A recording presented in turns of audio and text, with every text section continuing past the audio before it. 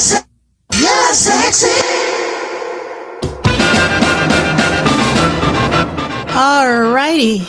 Before we get started, we know that there's a lot going on in the world right now, but we got to find some happiness somewhere, and Prince is the place to find it. So let's get started with the roll call, starting with Mr. C. Lee McGinnis. How are you this day? Fish fry. How everybody doing? How everybody doing? If you know, you know. How everybody doing? Wasn't that hilarious, C. Lee? Well, you know, that he's one of my favorite comedians, so I've seen all of his specials. I haven't. That was the first. I had never seen him. Yeah, I've actually. Go ahead. I was going to tell everyone we're talking about this clip. Who's the comedian? Ali Sadiq. And it's about the fish fry, and coming from Alabama, it was always catfish fish Fridays at my grandma's house. So he has this skit about a youngin' being at the fish fry and how that doesn't go down like it used to. You know, it's when your children are raised in prep school and special schools and they're not from the hood in the country like you, they don't know how to take the fish fry. So, you know, for some of y'all who done come up, you need to make sure you get your children that culture. Now, I will say this. As much as I love catfish, you can't get me to go to a fish fry. What? My father was so active in the civil rights movement.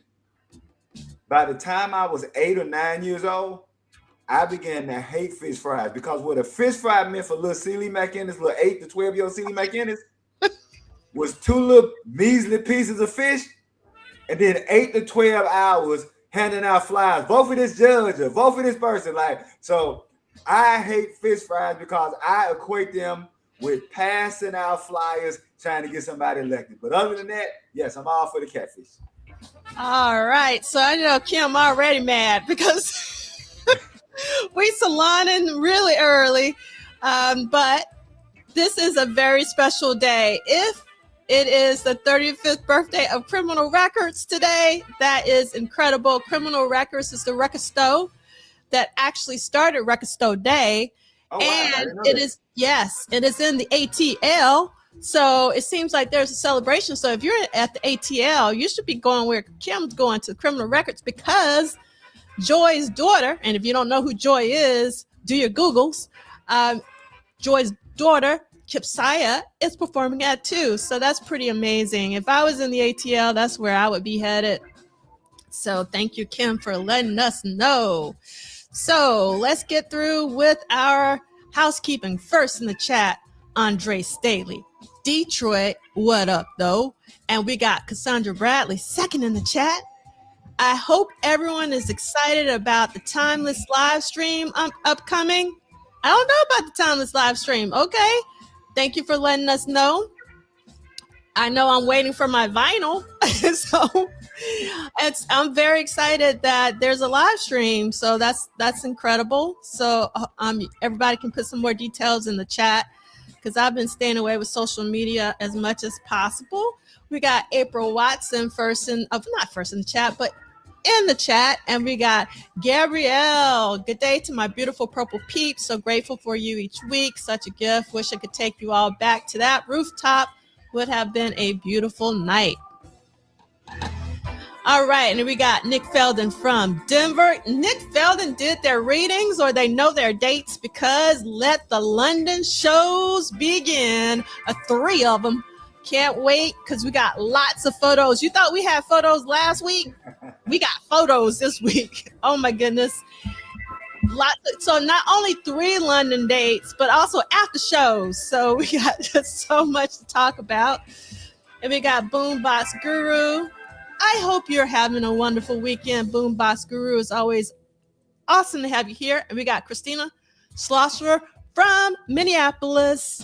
Really enjoying Andre Simone's new album. Yes. So if you haven't checked it out, make sure that you have. It's all about funk.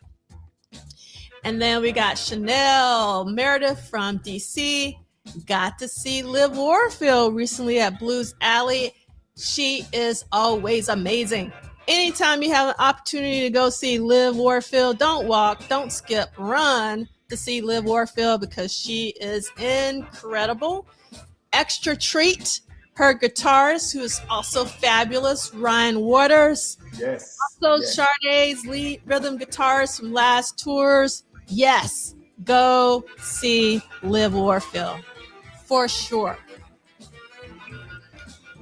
And we got RTL 49. And we got Sister Charles from H-Town. We got Lisa Williams, also from H-Town. I love that back-to-back H-Town action in the chat. We got EA 8133 from San Francisco. We already said hello to our timekeeper. Got to say hello to my alliterative brother, Blade Brown. And we got Arling Oak in the chat. We got Mooches from Philly with my Vanity avatar. Always love it when Mooches shows up because I know I will see Vanity, the most beautiful girl in the world. I said it. And then we had Purple Cat Confetti. Purple Rain album weekend for me to lift me up out of my sorrow of the passing of my newly adopted honey kitty last Saturday. She had FIP virus. I don't know what FIP, but I'm so sorry to hear about your loss, Purple Cat Confetti. Glad you're here with us. Hopefully we'll cheer your spirits. And if we can't do it, hopefully these Prince photos will, because there's some really amazing Prince photos. And go watch the Rockstar videos. That should cheer you. Do you know about the Rockstar videos? Mm-mm. This is a guy who basically has become, and I'm not online, I'm not on social media, but on YouTube, he's become a YouTube sensation doing animal voiceovers. Okay. Yeah, he just started. I don't know how long ago. I didn't, I got up on him maybe a couple of years ago, but he's so popular that people say they can't start their day without him. Yeah. So those of you, if you love pets, and here's the thing, I'm not a pet person, but if his videos pop up, I will watch them because one, they're hilarious, and two, they're heartwarming. So Purple Cat Confetti, condolences to you, and check out a couple of Rockstar videos and see if that'll lift you up, along with this funk that we about to get. All right, go ahead. Yes, and I am so sorry, Raymond. My deepest condolences for the loss of your mom. So we will definitely pray for you and your family. Well, one thing we know, brother, we thank her for giving us such a good brother like you. So if children are a testament of their parents, then you're doing your mama proud, brother. So you will be in our prayers. Yes, for sure. And we gotta say good morning to my heart, Mila. And we got Purple Cat Confetti sharing their love for Prince at their new nanny job. Hopefully you're playing some children appropriate Prince. I actually had a coworker who had a new baby, and they were like, can you figure out some Prince songs I can play that are appropriate for the baby? Obviously, number one was Starfish and Coffee. Right. Instrumentals. There you go. Have you heard of news? Play news. Yes. And we got Zakia in the house. What's up, Mississippi? Okay, Cassandra is laying it down about how we started off our conversation about the fish fry. Sister Bradley, more for me. More fish for me. I appreciate Sister Bradley. Leave that bottom feeder for me. Yeah. My stepson, he's in his 30s now. He's grown, got his family. He doesn't eat pork. So he'll come by the house and get indignant if we are cooking with pork. Like, I know y'all ain't got no swine. I know y'all ain't got my children. I'll be like, hey, player, the only reason you don't eat pork is because we didn't eat pork during your formative years. So don't be coming here all high and mighty. So yeah, I had to remind him that I'm the reason he don't eat pork. All right, go ahead. Yes. So a lot of condolences for Raywin's mom. And we're so happy that you're here with us, Raywin. I hope that we can provide a little comfort while you're going through this really tough time. And K Cool Music saw Andre Simone last night at his listening party for his new album, The Resurrection of Funk. He is a cool dude. Andre is super cool. He, is drinking something because he just looks younger than I am. And like that novel or short story, The Picture of Dorian Gray, something's going on because he has not aged, not one bit. And yes, Arlene, I know about that CD of Prince songs redone as lullabies for babies, but I really wanted the babies to actually listen to Prince music as opposed to the read. But I actually told my coworker about that CD as well. And the timekeeper is with you, Celie. Catfish Fritz. Yes. All right. And we are so excited that Leah's back. Leah hasn't been with us for a while, so it's really great to have you here. We know that you're super, super, super busy. You've been working it like a job. That's what you've been doing. Been out there working it like a job. Yes, yes, yes. Yep. So, okay, there's two people who are vouching for this Prince music play, like lullabies. So that's really great. I'm sure that Prince would be very proud of Andre for keeping the funk going. Funk is so necessary. It really is. And let's see. Yes, D68A always has such a really important YouTube channel. I don't know what we would do without D68A's, especially to put in Duane's book into context. It's so great to be able to just swing on over to D68A's YouTube channel to actually see, or rather listen to the shows. Sometimes you can see them, but most time you can listen to it. And we got a few more. We got to make sure we say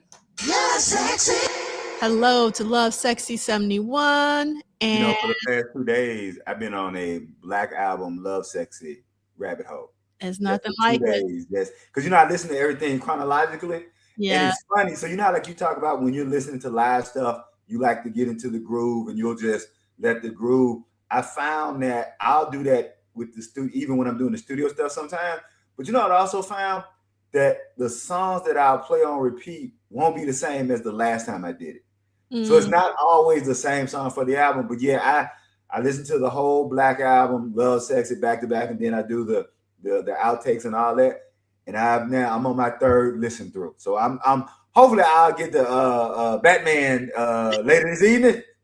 But I started on Black Album Love Sexy Thursday, and so far, so hopefully I finally get out my system and get the Batman this evening or Sunday morning. That's it. Well, at least you're playing albums, because what I do, Celie, I can get hooked on a song and I play it over and over and over and over and over.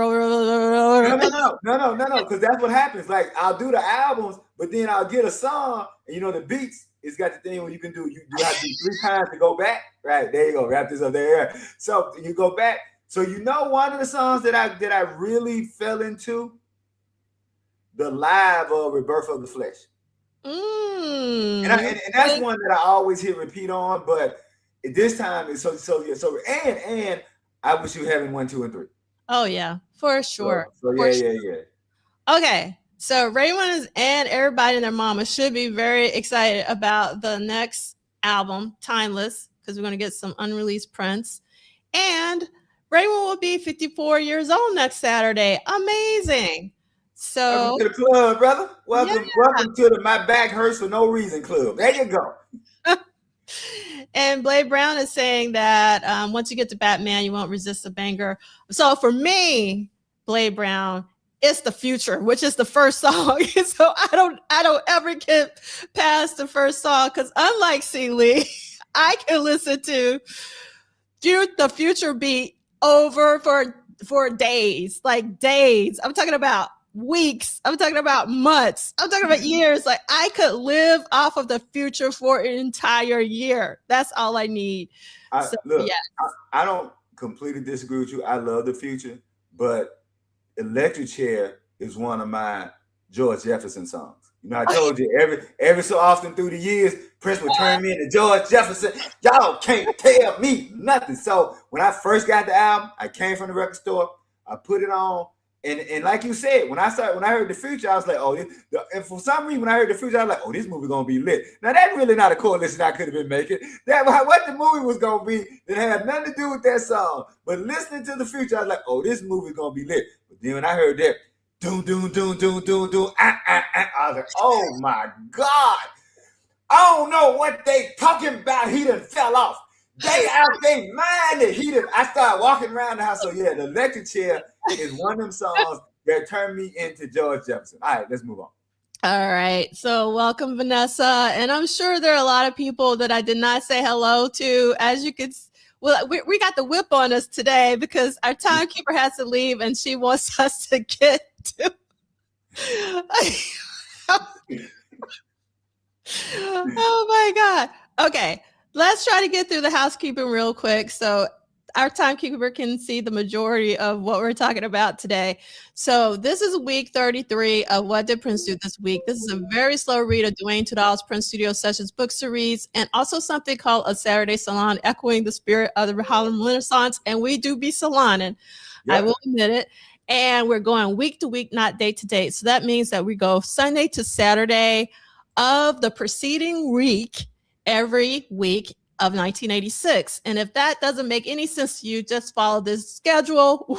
And so if you want to turn your page, if you got your books, and you gotta have your books because we don't read every single word. So we actually leave out a lot. So it's really important that you read every week. We've broken it down so there is no excuse for you not to be reading. So we're going Tuesday, August 12th, 1986 through Friday, August 15th. And there wasn't a lot of reading this week because he is touring in London and some after shows. So the reading was very, very minimal this week.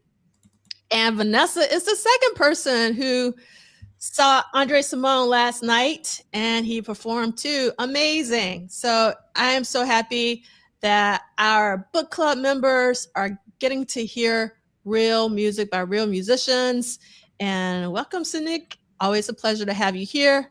And yes, the electric chair performance on Saturday Night Live with Patrice Rushen is yes, for sure.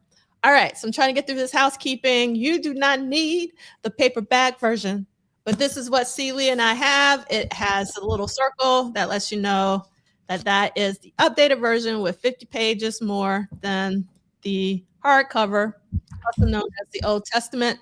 And we need you to hype. We definitely need you to hype because our numbers went down this week. We didn't even make 500 this past week. And it's not about me. It's about, first of all, Duane's book and getting that exposed to as many people as possible, but also making sure that people know that Prince worked hard and it wasn't magic. And so that's why we do Where Did Prince Do the Work? Which we got from Theo. And speaking of Theo, I don't think Theo's here this week. And we got Big Sexy in the house, swinging London. That's right. That's what we're reading about this week. But as Ricky would say, if you wouldn't mind, but if you don't want to, that's fine too. But if you don't mind, just hit the like button right now so we can get these numbers up so we can get more exposure for Duane's and Prince's amazing work week by week. Okay. And the estate of Prince Rogers Nelson is not affiliated or associated or connected with the What Did Prince Do This Week book club series. Yes, we know it's not called the estate of Prince Rogers Nelson. It's just a shortcut for Prince Legacy LLC and Primary Wave. But everybody knows what we're talking about when we say the estate of Prince Rogers. Hey, your mama call you Clay. I'm gonna call him Clay. Let's move on. Go ahead. And our community guidelines, we choose to be a community even when we don't disagree that Arms of Orion is the most amazing song on the planet. All right, let's keep it moving. We are episode number 185. Celie, we are 15 episodes away from Yes. So we're very, very excited. And so Michael Dean, where is Michael Dean? Michael Dean is, how can we say this? Michael Dean is going to show up when he wants to show up. He has put in his time. It's almost like the military. That's right.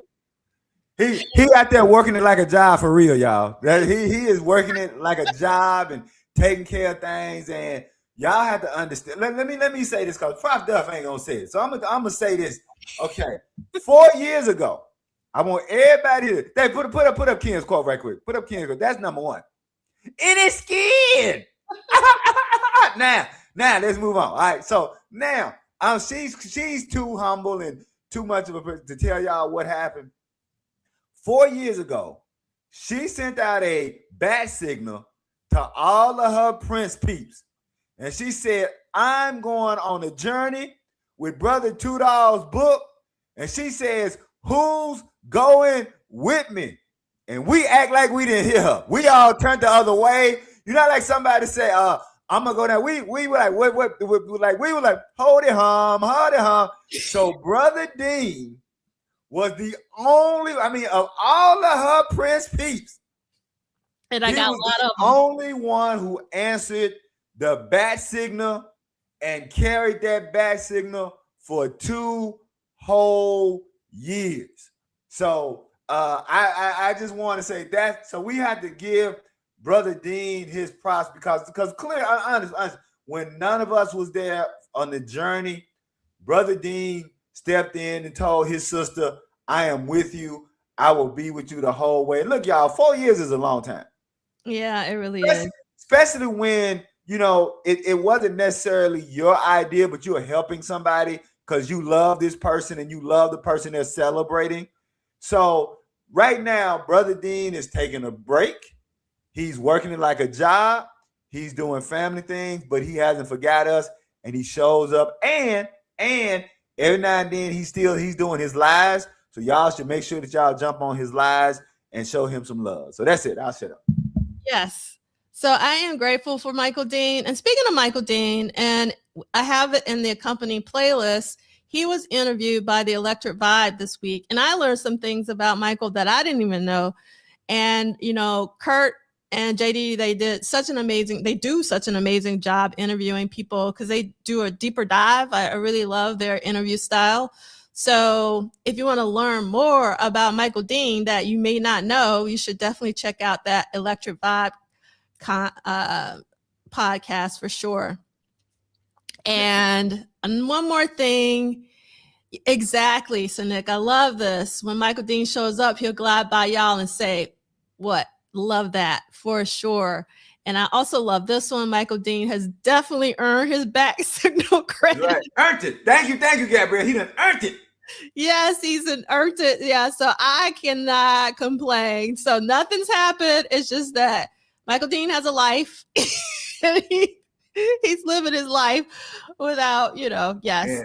And I do need to say this, Brother Andre, I appreciate that. But Prof Duff knows in 2 weeks. I know. Jackson State football season starts. Yeah. And I'll be in Nashville August 28th. And from August 28th to December, and if them Tigers go on at HBCU National Championship run like we did, y'all won't see me again in January. So y'all better enjoy your boy for the next, actually 1 more week. Yeah, next week, because starting August 28th, Jackson State football season start, and then I'll be back in and out, and then y'all may not see me again in January. Hopefully, them Tigers go down their run. But I'm here, and I want to always say thank Prof Duff for curating this space, and thank all of y'all who show up in the chat who are here for our sister. All right, that's it.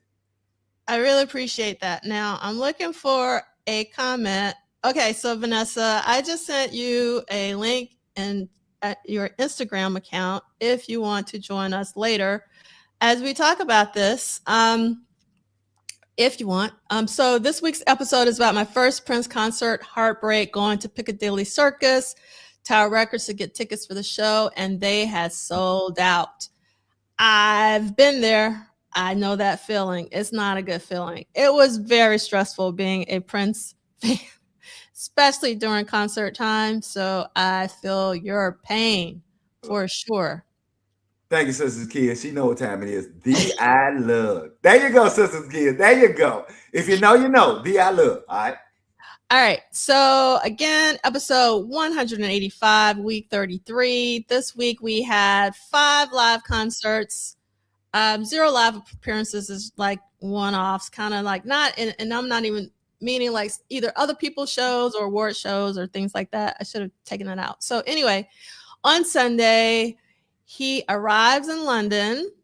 And then on Tuesday, Wednesday, Thursday, there are 3 back-to-back shows at the Wembley Arena in London. And then there's an after show after the first show. But the reason why is on Wednesday because it happened after midnight. And then there was another after show after the second show at the Roof Gardens. And we're going to talk about this. So I don't want to spend too much time here again because Kim won't be here for us very long. And we got lots of photos to get through. So I don't want to stay on this slide for very long. And then on Friday, travel to the Netherlands for the next leg of the parade tour. So this is the itinerary from PRN Productions that you can see.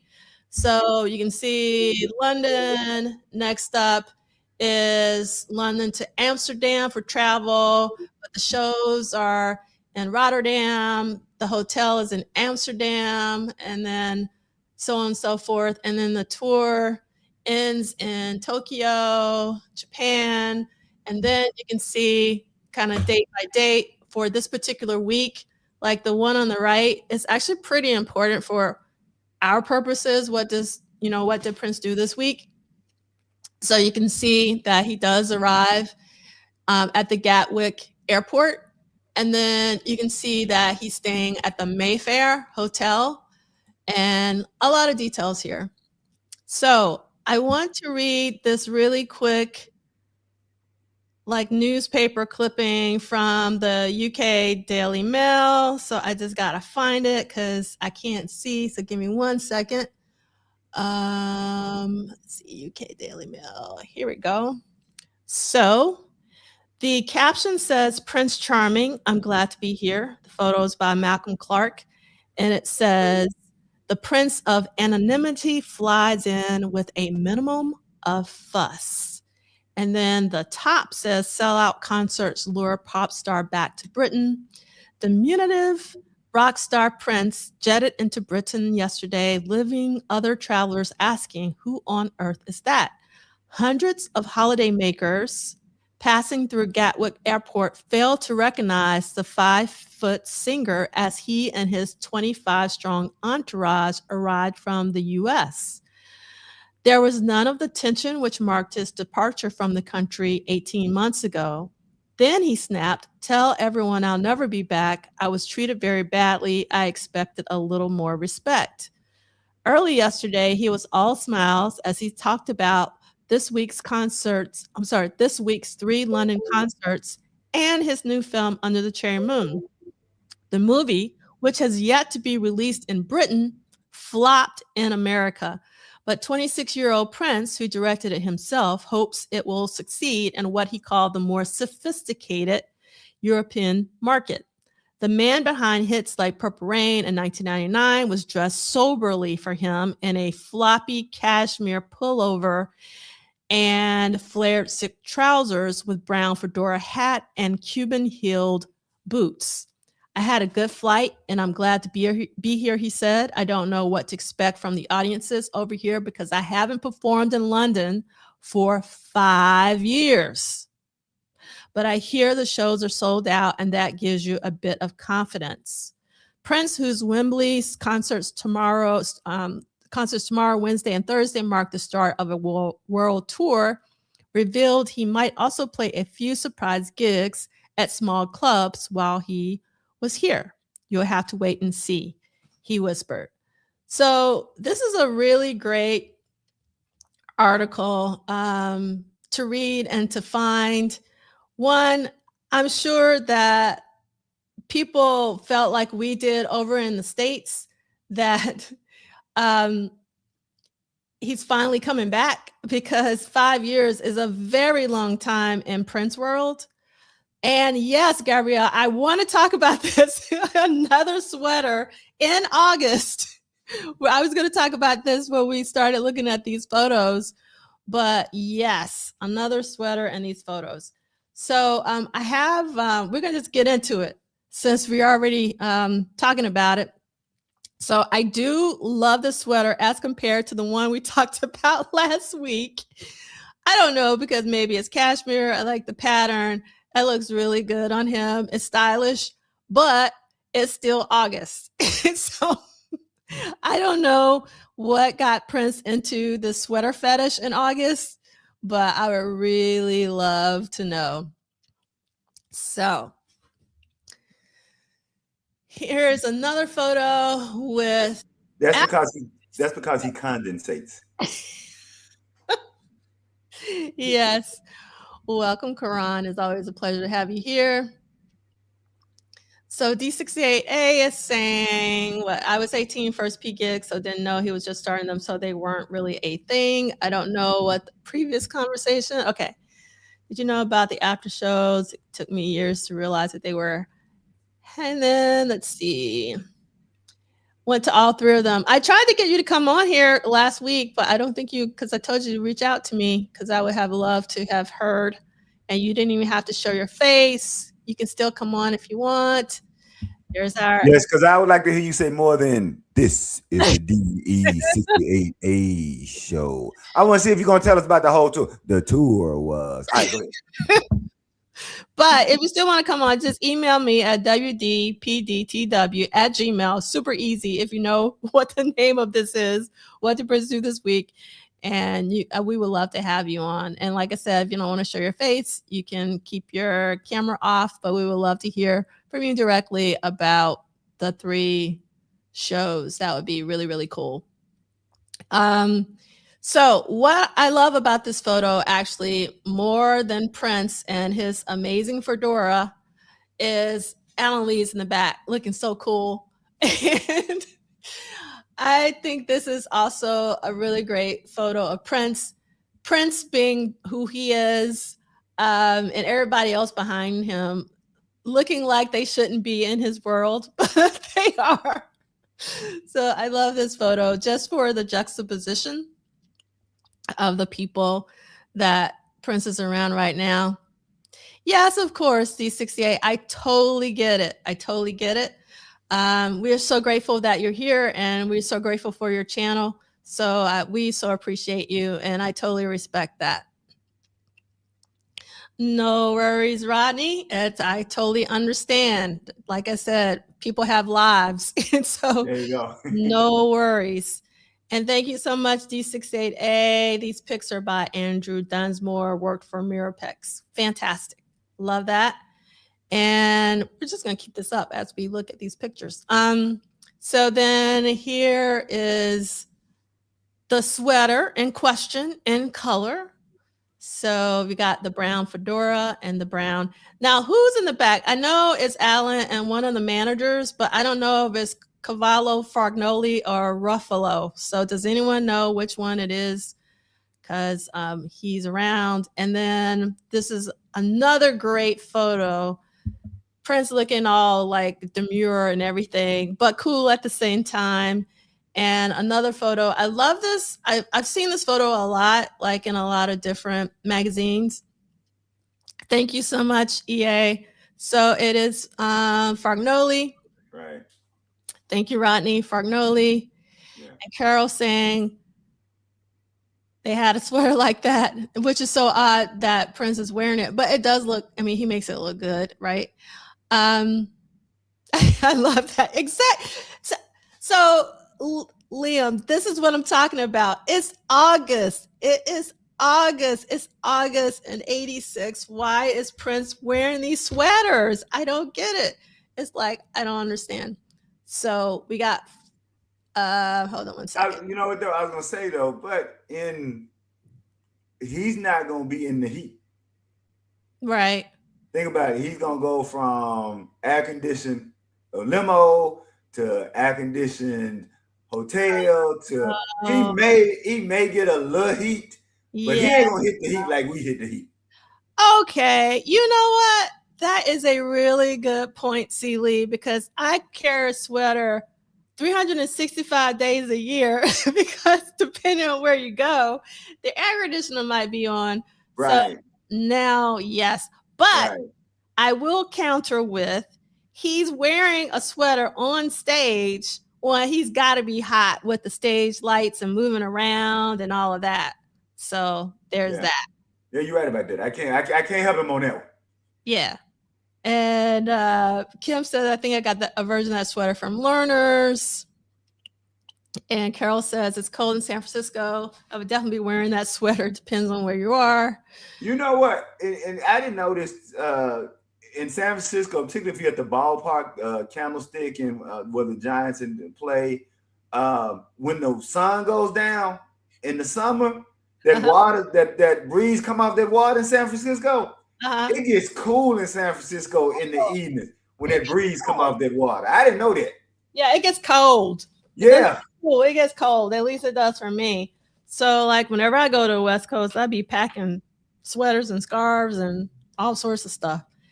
Yes, but yes, I love this. Alan does have on a full suit as well as some others that are in his entourage. Now, the reason why I'm showing this photo, because technically it's the same image, I didn't really notice the cup until I saw this cropped version of the picture. And it just reminds me, I love candid photos. I love taking candid photos. And a lot of times when I'm taking candid photos, I don't really pay attention to what's in the shot. And so I wish someone would have said, there's a cup in this shot. Like, get it out of there. But it's there. Okay. Okay. And then beautiful smile. I love that he's happy. I put this photo in because it looks like a DMV photo that Prince would take. But you know, that's as close to a work headshot as you're gonna get right there. That is as close to he working office number 422. Go on down, hang a left. Hang a left. He be down office 422. You'll see him. But I love the juxtaposition with this photo where he looks cool as heck, but it's the same, you know. So yeah, I just put those in just to show like what how a photo can make you look one way or a photo can make you look another way. Wait, go back. I'm at work at 9. Now go to the next one. But I get off early, baby. That's what them two photos say. The first one said, I'm at work at 9. The other said, but I get off early, baby. It does. There you go. I get off early, baby. Make no mistake about it. Oh, my goodness. That is so funny. All right. And yes, Kim, it is definitely, I'm going to have to pair this. It is the Game of Thrones Starbucks cup. Let me clicked on the wrong one. I love this. Yes, I'm going to pair this one with that one. Look for sure. So this is from the parade era. We're in 1986, Raywin. So this is from parade. That's right. If you know, you know. Parade. Yes. Oh, that's a good question. I guess you couldn't wear a hat in your passport picture, but right. No, you can't. All right. So here's Fagnoli still with Prince. I love this shot. I love this photo.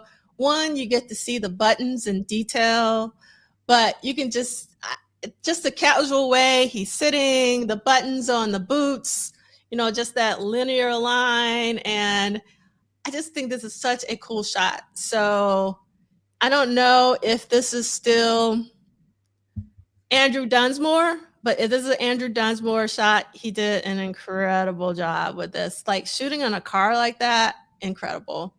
I was thinking about that shot, and you can even go to the next pitch because he's really cool in that. I was thinking about like what makes cool people cool, right? What makes, but then Prince answered the question. Remember, he said that cool is it anybody if they walk in the room and you get nervous? And if the answer is no, you're cool. Yeah. I remember reading that quote. I can't remember if it was in Rolling Stone, but because he was comfortable in his own skin. Yeah. And I think that what he exudes a lot is that being comfortable in your own skin allows you to be your best self. That's it. But yeah, I always get that. So when you the one with him crossing his legs, it just made me think about that. Go ahead. I'm sorry. I love this comment from Carol. I too always thought his hands were really beautiful. And I would say something else, but it would bring me to tears if I said it, so I won't say it. But yes, his hands were really important. Let's see. D68A is saying the difference between the 86 airport arrival and the 88 airport arrival was so big. The 88 arrival was much more hectic, lots of fans, and all got on the tour bus, including 3 fans. All right. So here are some photos for during rehearsal. I'm trying to make sure. Yeah. And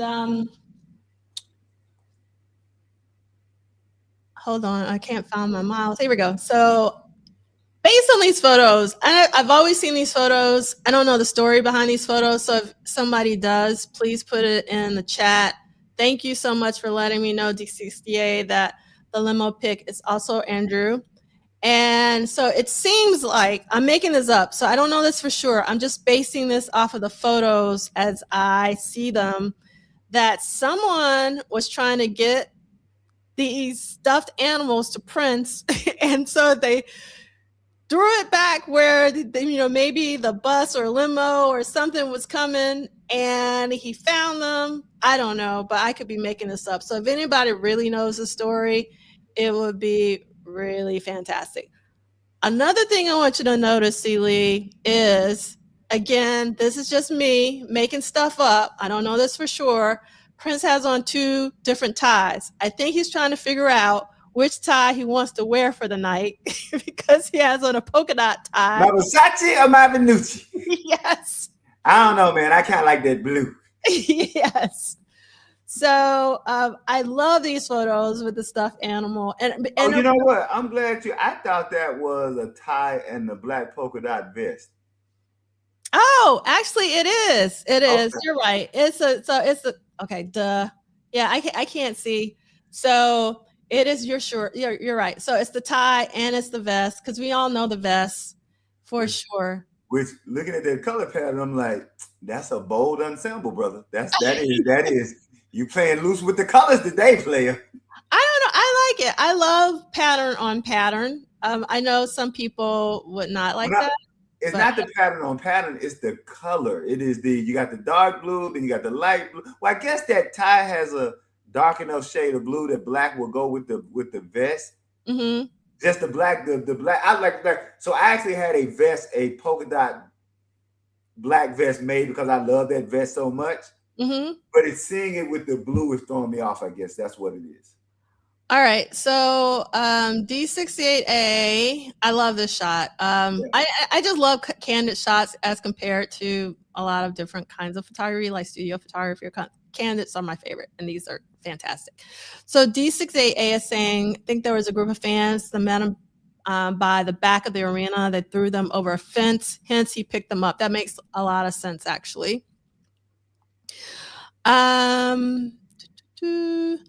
And let's see, some more. The one thing I like about this photo is that, well, it was one, I don't know if I kept that one, but you can see that he's reading the messages in this one. And you can see that there are messages on the left attached to the stuffed animals. And so you can see he's really taking the time to read all of these messages from the fans, which I thought was really fantastic. And based off of what D68A is saying, I'm sure those fans are still there looking at him. So for him to take the time to really show that he wants to hear what they wrote, read what they wrote and all of that, is a big deal. So one of the reasons why I kept this particular photo in is just so you could see more of the back of the venue. And it might trigger some memories for someone. And again, this is even more of the back of the venue. So yes. And this is the end of the stuffed animals and Prince walking away. So I think the only difference, Brother Lee, is that a waistcoat actually has arm sleeves. And so it's the black vest, because that shirt, those blue sleeves are not connected to that black vest. For it to have been a waistcoat, the black vest would have had arms, unless waistcoat is something different in Europe than it is in America. But it's technically a vest because it does. What makes it a vest for us is that it doesn't have sleeves. I hope that makes sense. Let me know if I'm making sense, Brother Lee. That makes sense, Prof. Duff, what I'm saying? Oh yeah, it definitely does. Yeah. I mean, Yeah. I see it as a vest, not as a waistcoat. Yeah. And I love this comment from Dr. Claw. It's actually a really important comment because in real time, we didn't really see a lot of color photos of Prince during the parade era. Yep. With the exception of that People magazine cover, which I still of all the photos. Oh my God. Okay. Well, we've already talked about that. Okay. So Prince went on a date with this lady named Jackie St. Clair. And I had this open at one point. Let me see. Do I still have it open? Hold on 1 second. Let me see if I can pull it up real quick. Jackie. So Jackie is, okay, yeah, you see what I'm saying, is a British former glamour model who specialized in photographic calendars and lingerie catalogs. She was a regular page 3 girl in the UK tabloid newspapers, The Sun and the Daily Star from the mid-80s to mid-1990s. Jackie appeared in Playboy magazine February 88 edition and Playboy Australia March 88 and February 89, and also the cover of Playboy Argentina October 1988 and 1997. She appeared as the Dark Side of the Moon on Pink Floyd's iconic Back Covers album created by legendary graphic designer Storm Evan Thorgerson and photographed by Tony May. Jackie is also known for her friendships with singer Prince and television producer Simon Cowell, and I won't read the rest, but I usually go like, who is? So this is who Jackie St. Clair is. I will say though, from the photos, and I'm going to show you more of these photos, it looks like it was a bit of a setup, kind of like how they did the Hollywood, back in the Hollywood studio stars. And because he was dating Susanna at the time, I don't know if it was actually out because they didn't even know who Susanna was last week when we showed that image of them together, and they misnamed Susanna as Denise. So I wonder if this was a publicity thing or not. I don't know. Really don't care. Because like C. Lee said, it's not really about the relationships, his personal relationships.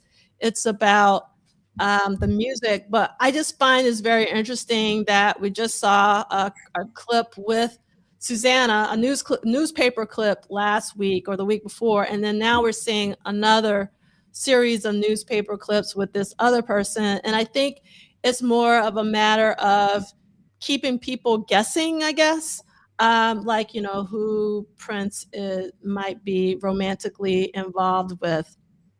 So let's see. Okay, Vanessa knows because Vanessa's from the UK. For those who don't know, page 3 models pose topless in tabloid newspapers. Samantha Fox was another page 3 model. All right, so you guys have conjured up the one and only. There you go. Oh my God, Michael. What's up? Good morning. Morning, Michael. So we had to say why you're not here. Everybody was like, where's Marketing? They were storming the gates, brother.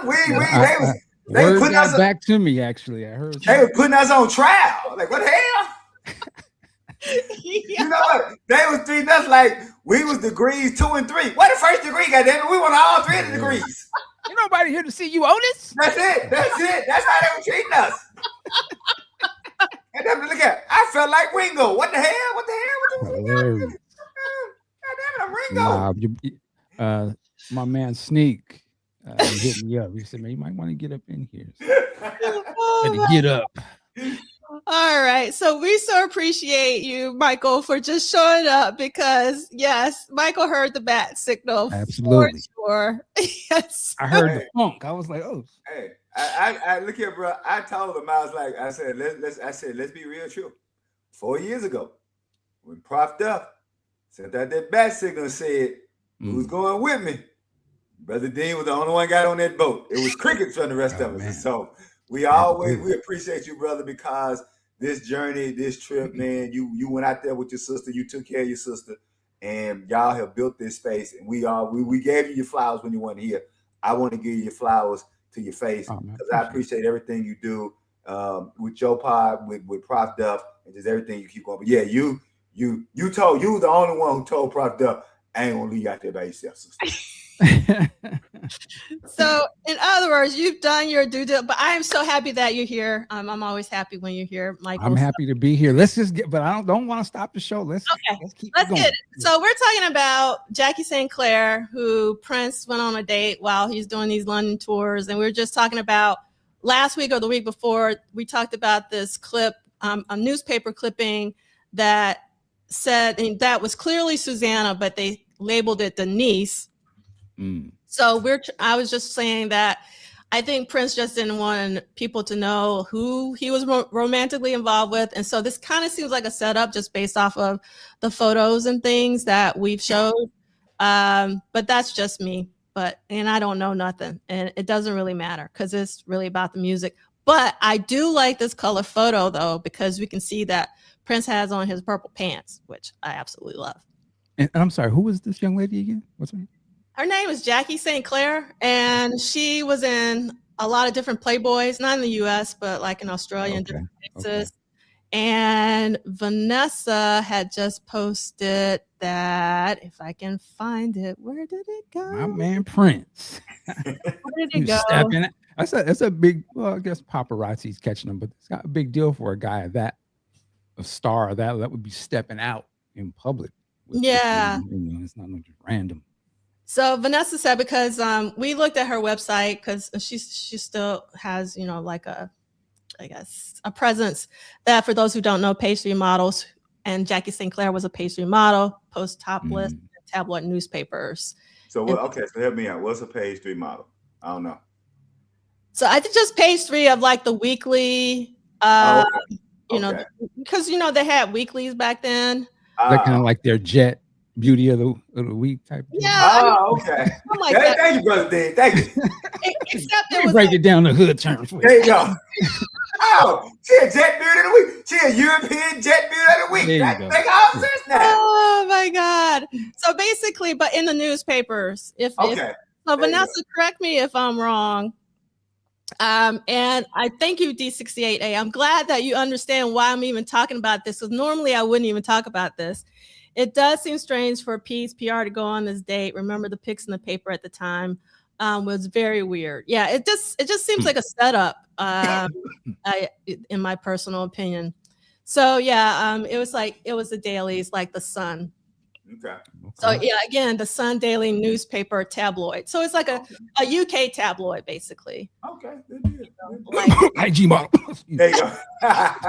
There you go. That's it. There you go. She was one of the original IG models. There you go. Yes. And she looks okay, I won't even go. Okay, so here we go. So it says, pop megastar Prince steps out for a night on the town with soft porn model Jackie St. Clair. It was love at first sight when the raunchy rocker clapped eyes on the dusky beauty. You know what dusky means, right? At London's Stringfellows night spot. They went on to a private party and blah, blah, blah. Okay. All right, so let's get into it. Are we even reading? Hold on, because it's not. Yeah, let's read it. So, Michael, since you're here, I'm going to make you read. It's super short. Yeah. We're on page. Well, we're on August 12th, 1980. Yep, Tuesday, August 12th. All right, give me a second. Read to the good book. What verse and chapter again? August 12th? Yes, August 12th. Yes, 1986. Absolutely. Tuesday, August 12th, 1986. Venue, Wembley Arena, London, England. Capacity, approximately 7,700. Sold out. Quote, no quote. Quote. Let's do it. By Bobby Z. Rifkin. If he ran his hand through his hair, that meant 16 more bars. He was like an NFL quarterback. He had all these audibles. We'd rehearse for hours and hours and hours and could go into any song, any key at any time. they would sound amazingly spontaneous. Spontaneous. Excuse me. Prince would often include, excuse me, Prince would often decide late that he wanted to party. He wanted the party to man. I'm on my Floyd Mayweather. You Let's go. Let's go. Let me rewind this back up. You're a little- Prince would often decide late that he wanted the party to continue.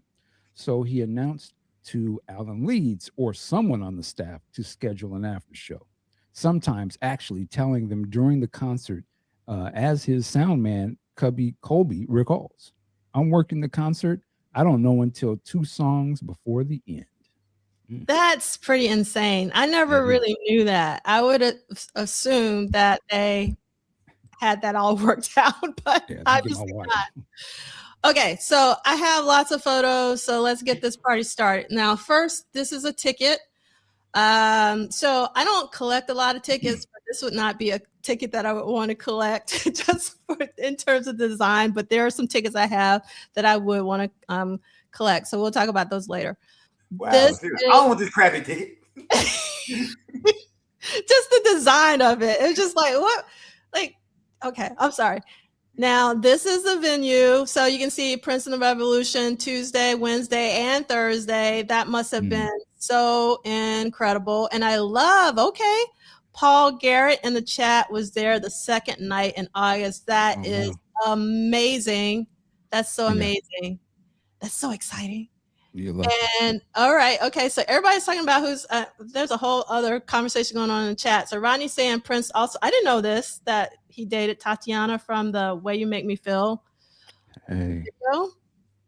And then I also saw round and round. Now you see where the Michael Jackson and Prince thing really. There you go. I see. And so here's another better photo of the marquee, which is really incredible to see. And then here, let the photos begin. So can I just say that look right there? A young Michael Dean, when I don't know where I saw this in a magazine or something, where he had the black sweater from the parade. Man, that kind of blew my mind back then. Like, I was like, damn, because I was so used to the ruffle and all that. And I was like, I just couldn't comprehend. Everything was just so different, and he just looked so dope. I was just like, oh man, how am I not seeing this? It almost seemed like a different person. You know what I mean? Like the hair was different. So I just love that look. It brings a lot of memories seeing that. You know? Yeah, and let's see, Blake Brown, wish there was B-roll footage from a videographer for these shows. Go with the candlesticks. And Paul, can you say a little bit more about this? Like, are you saying that on the first night he tried to come out with his shirt like he had been doing for the Hit and Runs, and on the second, can you talk more about that? Okay, so we're gonna keep it moving because there's so many photos. So if there's a photo that speaks to you, I put this photo in for Seeley. Whenever he has his arms out, like it's like for me, I think of Seeley. That's my thing. My cousin John told me whenever you see Prince doing that, that's his fuck of me. It's me. It's all about me. I'm the only star in this team. That's it. What's really funny is I see it as the opposite. It's for me. It's like, you know, I'm here for you, kind of. So it's funny how you can interpret these things. Yeah, man, look at this photo. It's amazing. I always trip out when I see entertainers where they have these heavy outfit, like a sweater. You imagine wearing a sweater on stage at a concert. You're the lead person. I guess they must have a lot of fans going, because I mean, that would be so sweaty and hot. But I mean, it looks great. Well, you know what I told Prof Duff? That's because he condensates. Hilarious. There you go. Okay, thank you, Paul. So Paul's saying, yeah, the first night he came out with no shirt on. British papers complaining about it. So second night he wore the black. Okay, so maybe these photos might be mixed up. And so, yeah, that's good to know. An amazing shot, but at the same time, it just like, now that I see these kinds of photos, it makes me feel some kind of way. Whoa. This is another great shot. I love this. I'm going to take off the comments just for a second, because I love being able to see like Wendy and Miko and Eric and Nice. right hand corner, and Bobby's drums. You can't really see Bobby in the back. Great shot. So whoever took this Man. photo, amazing. Listen, y'all got to do it right on this parade box here. It's like Yeah. we need to. There's got to be some unseen concert stuff, videos. I don't care if it's just clips. This is just like peak Prince to me. Like, Yeah, it really is. I mean, and yeah, the stage presence is phenomenal. I'm gonna go even further. They might need to outsource this to people who know what needs. You know what? That's all I'm gonna say. Yeah. They may need to say, hey, let's go outside of whoever's in the state and all that and find the real scholars and the real fans who can let them know what needs to be in that box set. I'll shut up. Y'all go ahead. So, Michael Dean, here's your fan. I was going to say, there you go. Yeah. Man, he working. Yeah. And obviously, you have to have the obligatory, I'm going to take my shirt off. Yeah, I'm hot. Sizzling, my nigga. I ain't mad at it. Yes. And Rodney wants you to know, Michael, he also went out with Ola Ray. Oh, I know. And I think Jill told us that on the podcast back then. Mm-hmm. Mm-hmm. And I love this from Nick Feldon, Still Too Hot for a Sweater. Yeah. And sizzling. Love the shot. Maybe this is one from the first show. Here we go. Gotta show the cufflinks. Yellow suit, looking dapper. Yeah. Clean. There you go. He came business on him. That's what you really, man. He can't. Yeah, he was on some business. Basically, it was the time, but yeah, he came. I can be suited and booted. You know what I'm saying? Cufflinks, shot. Hair slicked back. You know what I'm saying? On his Christopher Tracy. Ah, man, I love it. With the buttons, with the pinky up. That was the real player, right? You know and the cufflinks. Yeah, he was clowning, man. He made it. We made it. That was the made it. We made it look. We rich, high fashion. Yeah. Look at that was definitely the end of t-shirts and blue jeans for me. Like when I walked out of Under the Cherry Moon, I was like, now it took me 2 more years because I was still in high school. My mama, you gonna wear this ugly ass Charlie Brown shirt. I don't care what Prince said, but by the time I got to college, I was done with t-shirts and blue jeans, really because of the parade era. Man, in another, the Quantum Realm, they did another Time album, and he just took over and said, "Fuck it, I'll stand in Morris's place. Let's go." Look at now. I don't like this photo of Prince, but I liked seeing everybody else in the back, especially Eric with his lean. And that was one of them photos we saw a lot. Yeah. Mm-hmm. Which is interesting if you think about it, because I don't know, are these pictures from a photographer? Some of these pictures are the ones that we always saw. Were they the ones that Prince released or something? I mean, I don't think like Jeff Katz was this official photographer. I don't think any of these were like Jeff Katz. So I think they were just photographers that were coming to the shows. I could be wrong, and someone that picture right there. Yeah, well, I don't know. Maybe I'm thinking Sign of Times pose, but he's done that. Yeah, it's just a funny kind of a look. And let's see, I'm sure I'm missing something. So let's see. Paul saying British press evil about him the 3 nights. Paper saying he went graveyards and had RIP removed, etc. Wow, what's going on over there? They want that MJ like that crazy too. Well, you know, they're pressed, and you guys from Europe can correct me. The European press has always been traditionally and notoriously catty. I mean, I think people have to understand. You have to understand that, like, they invented the National Enquirer stuff, right? They kind of invented.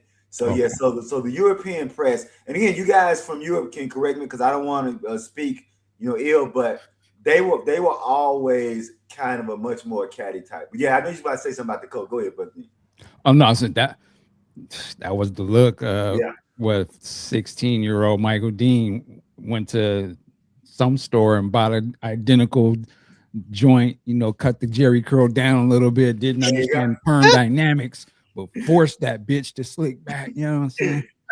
and was walking through the hood like I was the shit. Niggas looking, what is this? Hey, do it. Interesting. This LTKK saying British press goes out of their way to be. Right. They're the ones that invented Wacko Jacko. Yep. Exactly. Yeah. And I love this comment from Dr. Claw, full circle from Dirty Mind. So I love these shots because it reminds me of Under Cherry Moon, Christopher Tracy. All right, so let's get to the after show. Celie, do you want to read about August 13th, 1986? Yes. And you can read the quote. Venue, Busby's London, England. Capacity, attendance unknown. This is a quote from Robert Kobe. At the after hour show, it's get Kobe. So somebody would come out and get me. I'd be frantically patching and wait a minute, hold on, why I'm tripping? Yeah, because it's Cubby. See, it ain't just me. Yeah, let me, look here. Let me go and get me. All right, hold on. Wait a minute. And while you're doing this, I love this from Kim about Michael Dean's Jerry Curl dynamics. Look here, that's why my hairline is barely holding on. So I'm there with you, Brother Dean. I'm look here. Brother Dean, I'm gonna be honest with you. I just accepted. I'm gonna rock the Sherman Hensley. I ain't cool enough to go full ball. So just so y'all know, just get ready. Your boy gonna rock the Sherman Hensley. I can't. I looked at it. I was like, yeah, I'm gonna be Sherman Hensley. You know who be? I'm gonna be Lou Gossett before he went ball. Wow. Remember when Lou Gossett was rocking it before Lou Gossett went full ball? So I'm gonna be Lou Gossett and Sherman Hensley. So y'all get ready. All right, come on. I tell you, let me just. If I ever get the I don't know, the confidence or the balls to get them, they've got the implants and all that. Right. Well, I'm gonna act a damn fool. When you see me come on this podcast one day with some fake dreads or a blowout, I want to be a level perm. You know, Michael Dean is in his full period, acting a fool. Because I'll be out in the club with them young girls. Anyway, sorry, if I win what's up, Theo? Theo.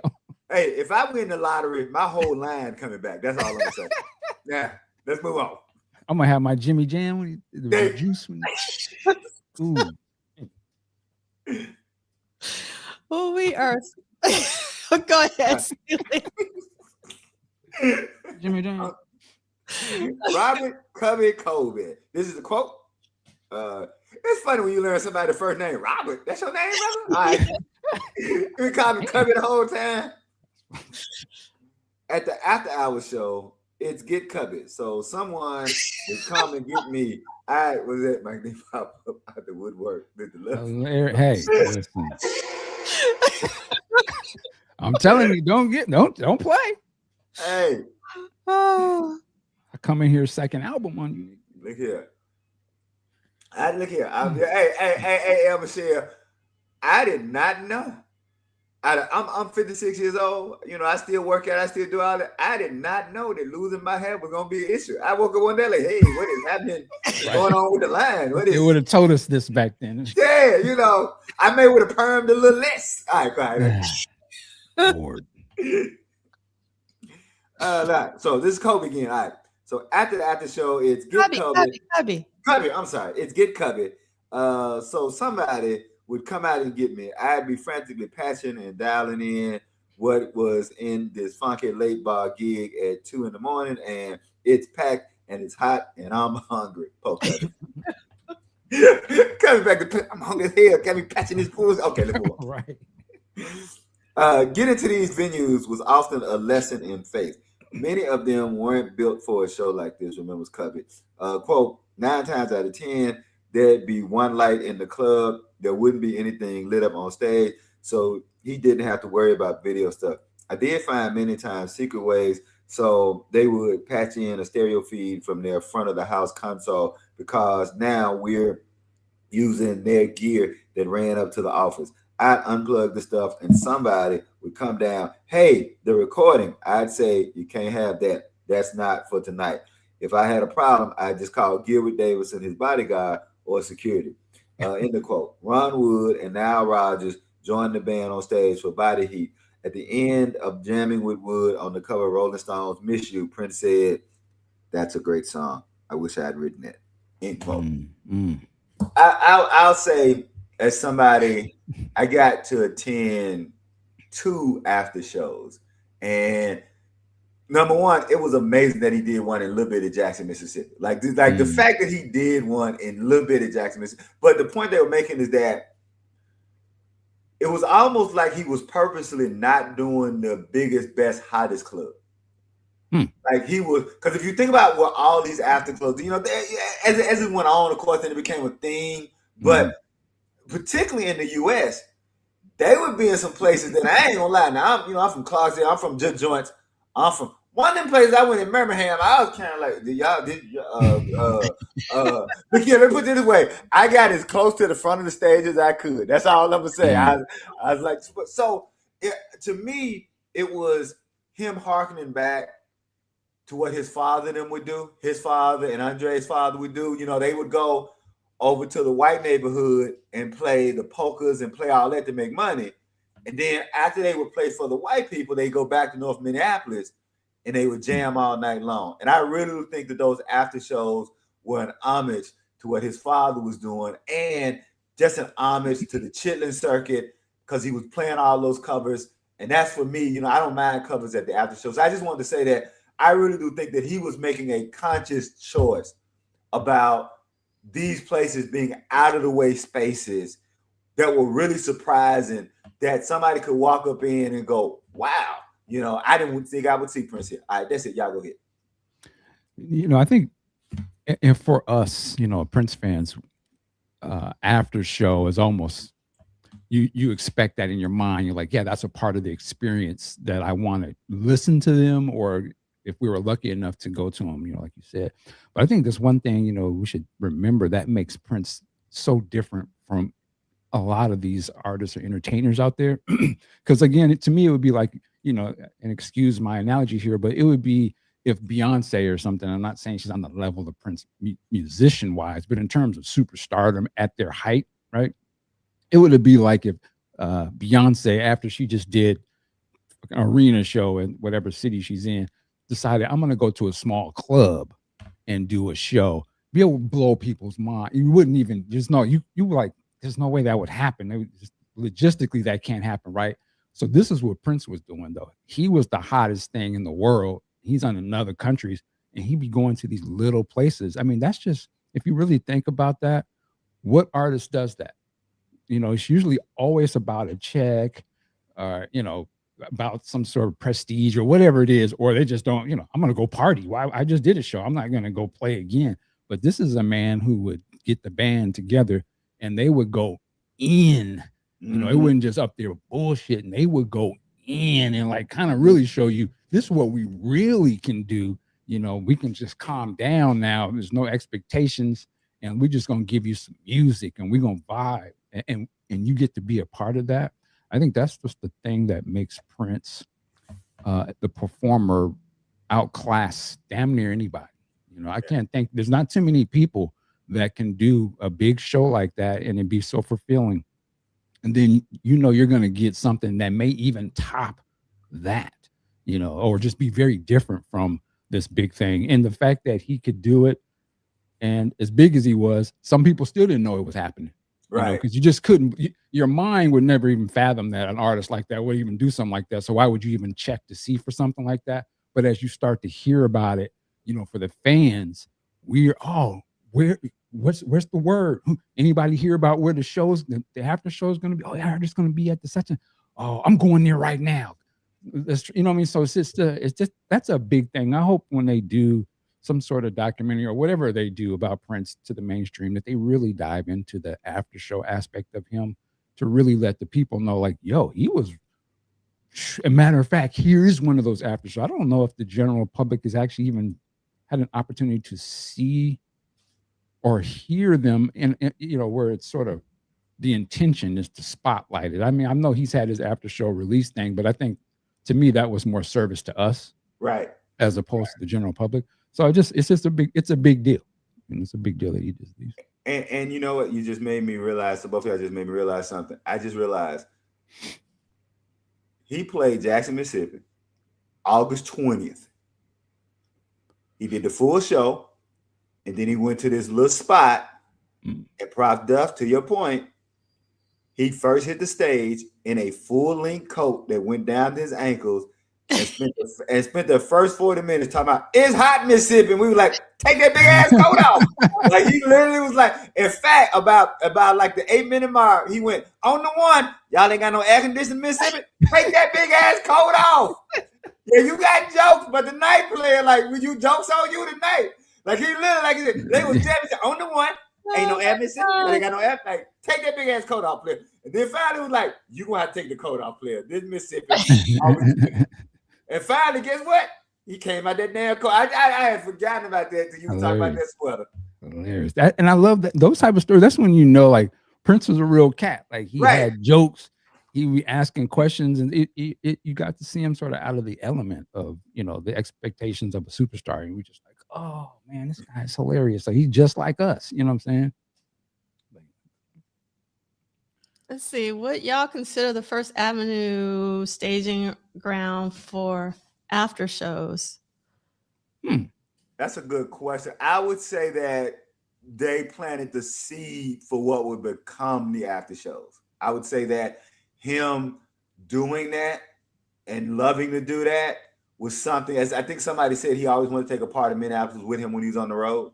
So, you know, connecting it to him paying homage. So yeah, Brother Sneak, I think that's a good point. That I think that if they weren't a staging ground, they were definitely a way of him taking the list. And then also saying, check out how we get down back home.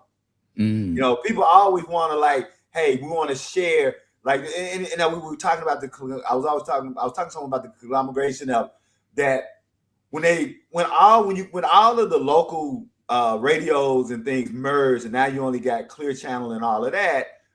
What you lost was when your Chicago cousins would come south, they would introduce y'all to their stuff, and you would introduce them to their stuff. And Prince certainly comes from that generation.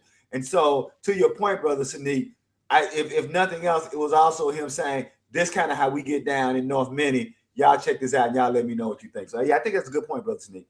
I mean, I actually disagree. I mean, I see the First Avenue shows as rehearsals for the tour, because he was always trying to work out, I think, what were the best arrangements live, like what people were reacting to live, versus the after shows is when he wouldn't even play some of the quote unquote popular main songs that folks were expecting, the covers, you know, like a rehearsed set almost. Right. They weren't playing rehearsed sets. No.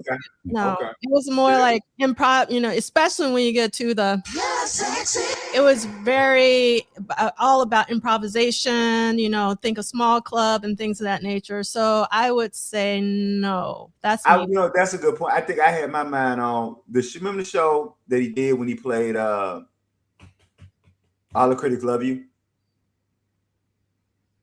I don't remember which one. All the Critics Love You. I think it was like they were taking a break from the 1999 tour. It opens with is that the one that opens with Bambi? Is it because he says, if you can dance to this stuff, you're a better man than me? I remember hearing this. Yeah, that bootleg. So you're right. I think that most of the First Avenue shows are what you were saying, working out tour stuff. And I think that would be a few of them that was kind of like that other one where he would just go and kind of pop up and make it a thing. But I agree with you that the ones that most people know, he's actually working on the tour. So that makes sense. And then too, I mean, if we go back to what Bobby Z said though, all of it was rehearsed. Like, right.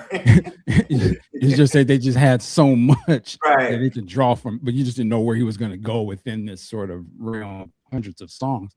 But I think too, the other thing about maybe the difference between like First Avenue, and somebody mentioned the Glam Slam shows in an after show on a tour. I think the First Avenue and Glam Slams, they still had the level of planning. You know, they were still sort of like, oh, he's going to do a show here. Whereas sort of in my mind, the after show is you don't know if he's going to play or not. You know, it was a surprise. I think the surprise element and sort of deciding at the last minute if we're going to play or not is the thing. You know, I think there's even a thing where you hear he's going to do an after show or a party and we all go there, but then he decides I'm not playing. You know, there was that aspect of fandom too. I was like, I had that experience. I had that experience at Bunkers. Okay. The first year we went to Minneapolis, I want to say. We're at Bonkers, and so Dr. Mama's Combo play. Mm-hmm. They play the set, of course, brilliant set. Lights go down. Lights come back up. Prince's guitar's on the stage. Sonny, and I want to get it right because Michael B was already playing Mama's Combos. I want to say Sonny and Morris Hayes go to the stage. I remember this because I just thought it was an odd song. So then the next song they played was Mustang Salad. I like Mustang Salad. I just thought it was an odd choice. Yeah. But what happened in this case was a drunk lady. So Prince, if you've ever been to Bonkers, in the back there's a stage, and in the back there's a door that leads out to the alleyway. So Prince's bodyguard, it was the white guy with the bald head. I never knew his name. He's standing by the door. Prince comes in from the alleyway. He's like sitting. He's literally sitting. Make two arms roll from me and Monica. Like that's where he's sitting. And this drunk chick busts through the crowd, blows past Prince's bodyguard. He's like, "Oh my God!"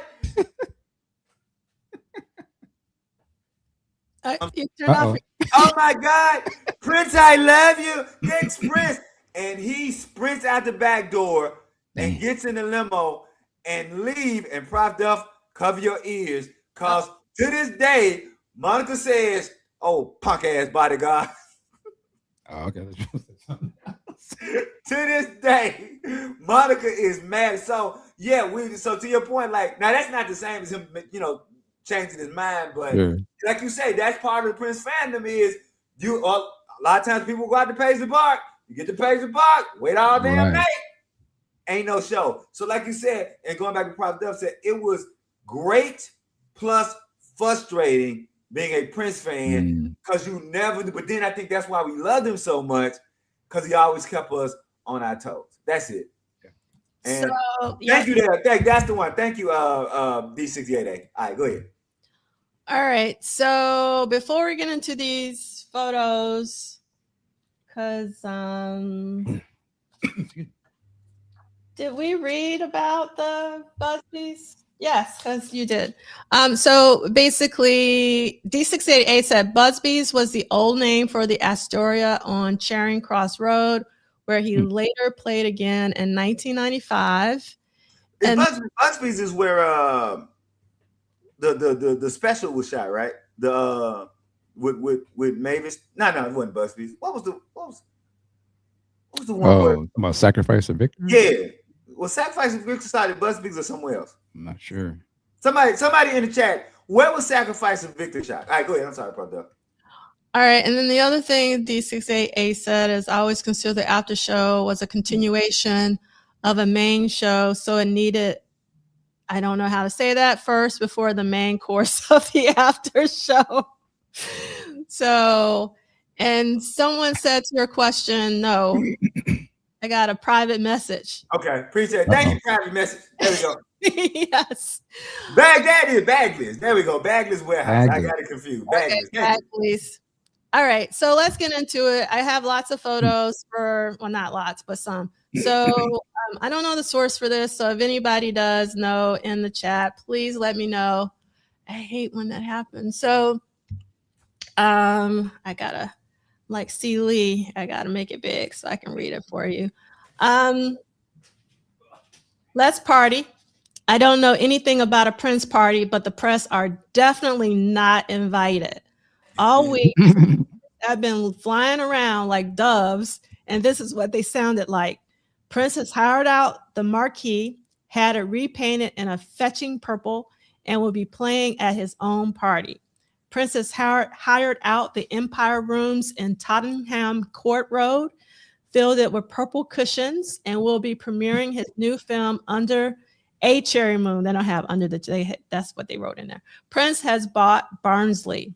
In the end, to celebrate his first British appearance in 5 years, Prince threw down his thing at Busby's in Charing Cross Road, attracting a predictable mixture of Sputniks, Pet Shop Boys, Paula Yates, who very generously donated her toilet to the NME, which was a magazine, New Musical Express, for 2 crucial minutes prior to the affair. Hollywood Beyond, Brilliant, and a bespectacled Gary Crowley. As the party fell into shape, the question on everyone's lips was, where is he? And will he play? At about 2 in the morning, both questions were answered when out of nowhere, Prince and the Revolution, with Ron Wood in tow, materialized on stage. In front of a disbelieving crowd, Prince turned in an hour-long set, which, if anything, was harder than the funk he had just done Wembley with. Taking his band through a tough series of R&B standards, blues, and even Miss You to placate, presumably, the grinning but aimless Wood, whose place was to be taken the following evening by Eric Clapton. Prince's only onstage comment came at the end of their Stones cover. That's a great song, he enthused. I wish I had written that. Oh, no, you don't, muttered an awestruck lady standing next to me. 3 songs later, and Prince, in keeping with his silkfully contrived mystique, had vanished, leaving the revelers to the mercy of the NME representatives present. But that boys and girls is another kind of controversy altogether. I got a question. Oh, go ahead. When is a Pet Shop Boy? Oh, Pet Shop Boys, that's a group. Yeah. No, I know, but they made it sound like it was some sort of scene or something, or maybe I'm just heard it wrong or something. It almost sounded like somebody would say, "Oh, that's a B-boy," but then maybe we heard there was a group called B-boys, but didn't know that maybe that was some sort of, movement or something. That's why I'm asking. I didn't know if that they meant the group, or was that like, "Oh, look, you a Pet Shop Boy"? Yeah. I never heard that before. You know what, Brother Dean? You the first person. I just thought, show you how stupid I am. I thought they was like they work at the pet shop. Like I just so you actually are more plausible than me. You think it's cool. It's I was like, oh, they work at the pet shop. That's the name of it. Like because I never don't sit your country ass. I never saw them being cool enough to be like, Tony. I really thought they're like, oh, these motherfuckers work at the pet shop. They pet shop boys. They okay. I love us. So D68A, Michael Dean is just saying that they were present. The group Pet Shop. Oh, okay, gotcha. It's a list of celebrities. Okay, so let's look at these photos. I don't have as many for this. Oh, so these are the tickets compared to the Wembley ticket. Like if I was going to collect a ticket, these are the tickets I want to collect because there's one for this after show and there's another one for the other after show and they're different colors. So you got the yellow suit thing going on, the chartreuse or whatever color that is. And I love that it says invitation to a private parade.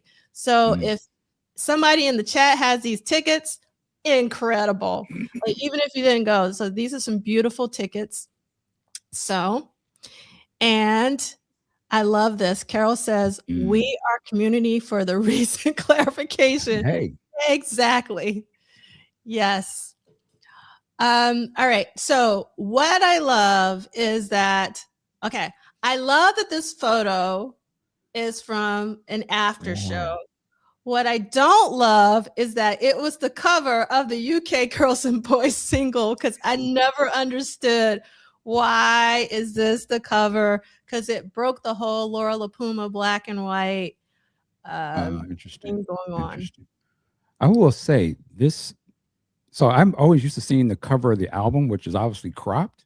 But to see this other picture you have here, almost as if it's the 4K widescreen version, I love that you see Eric, and I assume that's Wendy sort of in the back, sort of blurred. That's an amazing picture right there, man. It is an amazing picture. The crop really doesn't do it justice. No, not at all. Wow. No, it really doesn't.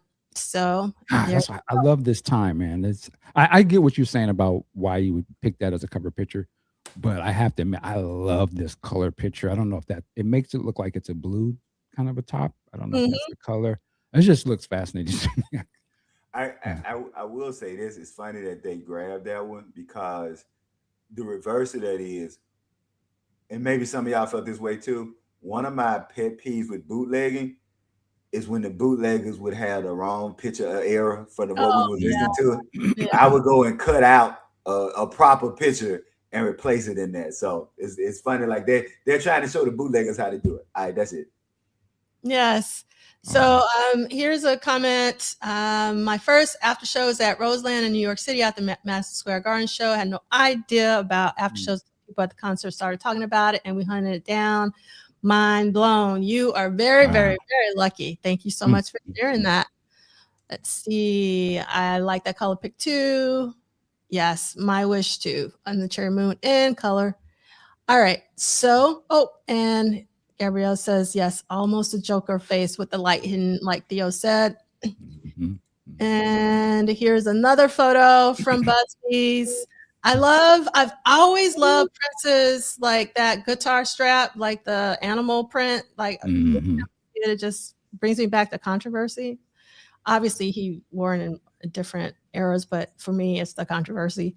And here's some more photos by Michael Putland. Michael Putland, these are amazing shots. And Michael Putland I'm going to show some more Michael Putland photos in particular. He knows how to shoot prints. Is this not this exact photo, but is that photographer the same one that does the cover on the book? I want to say yes, but I tried to look. I actually looked in the book this morning in all the credits, and I couldn't find the photographer at the, like, you know, where it says like the copyright and all that. But I think so. Also, we said this last week, but seeing him in what I consider the You Got the Look coat on the parade tour is like really, really interesting, because I affiliate this with Sign of the Times, not Parade, but his work during Parade, which is really interesting. And you can see more of it here. And again, another Michael. I love the shot because if you know that Ron Wood is performing with Prince, you can see him blurred out in the back. I just love the depth of field here in this photo. Great photo by Michael Putland. And absolutely adore this shot. I love the wide shot so that you can see like on the stage. So you're absolutely correct, Michael, about that color photo, because you can see that Wendy has on like these straps, and that's, you know, like if you look at that, who is behind Prince in that color photo, you can see the straps and stuff like that. So, and D68A confirmed, yes, it's Michael Putland on the book cover. And I always loved the photo that Duane actually chose for the book. And I have the poster on my wall. I think this is just such an amazing shot, because Duane could have like taken more of a more popular or well-known pose for the book. And I really love that. And I love the guitar he's playing on this. And it's just, this is just a really fantastic cover that was designed by Reverend. And Reverend does a lot of the symposium graphics. He's actually working on the ones for CDE 3121 in November. And this is just really, really amazing. So, okay, going back to this photo. So we obviously see Ron Wood much clearer now. We got Prince in the middle. We got Wendy to the right. But this is such an incredible shot. You can see like the interior of this coat that Prince has on. So some satin going on there. Welcome, baby love. And yes, D68A, the photo on Eric's upcoming book cover is also Michael Putland too. Amazing. So hopefully there'll also be another Michael Putland shot on Duane's third book. We will see. And Michael Putland, man, we would not be mad if you put out a book. Oh, hold on, Michael. Let me make you. Oh, I can't. Why can't I do stuff? I gotta go to. I'm gonna make you full screen. Say that one more time. Oh no, I was saying, yeah, we would love a book of Michael Putman's shots here, because if this is his work, man, you've seen bits and pieces of it over the years, but this would be a great. Maybe it can coincide with the release of Parade, or again, maybe the estate will license all those photos, get them all, and put them in a booklet or something with the box set. How about that? That would be incredible. Thank you so much, Theo. That really means a lot to me, because it gives me the fuel that I need to keep working on that. Because between this and that and work, it gets a little crazy. Okay, so we're not going to read about the Wembley Arena for Wednesday, August 13th, because Duane doesn't have anything in there. The only thing you know is that it's sold out. So let's just get to the photos and the ticket. Ticket is the same as the one we saw before. but this is for Wednesday. Here, Woohoo, the red. Man. red suit. That's what I'm talking about. The red suit looks amazing. I love it paired with the red lighting. It's just like, and the blue, because the red and blue makes purple. And I don't know. You know what? You just reminded me. Keep doing. You just reminded me of something. Go ahead. No, I'm done. Oh, Uh-oh.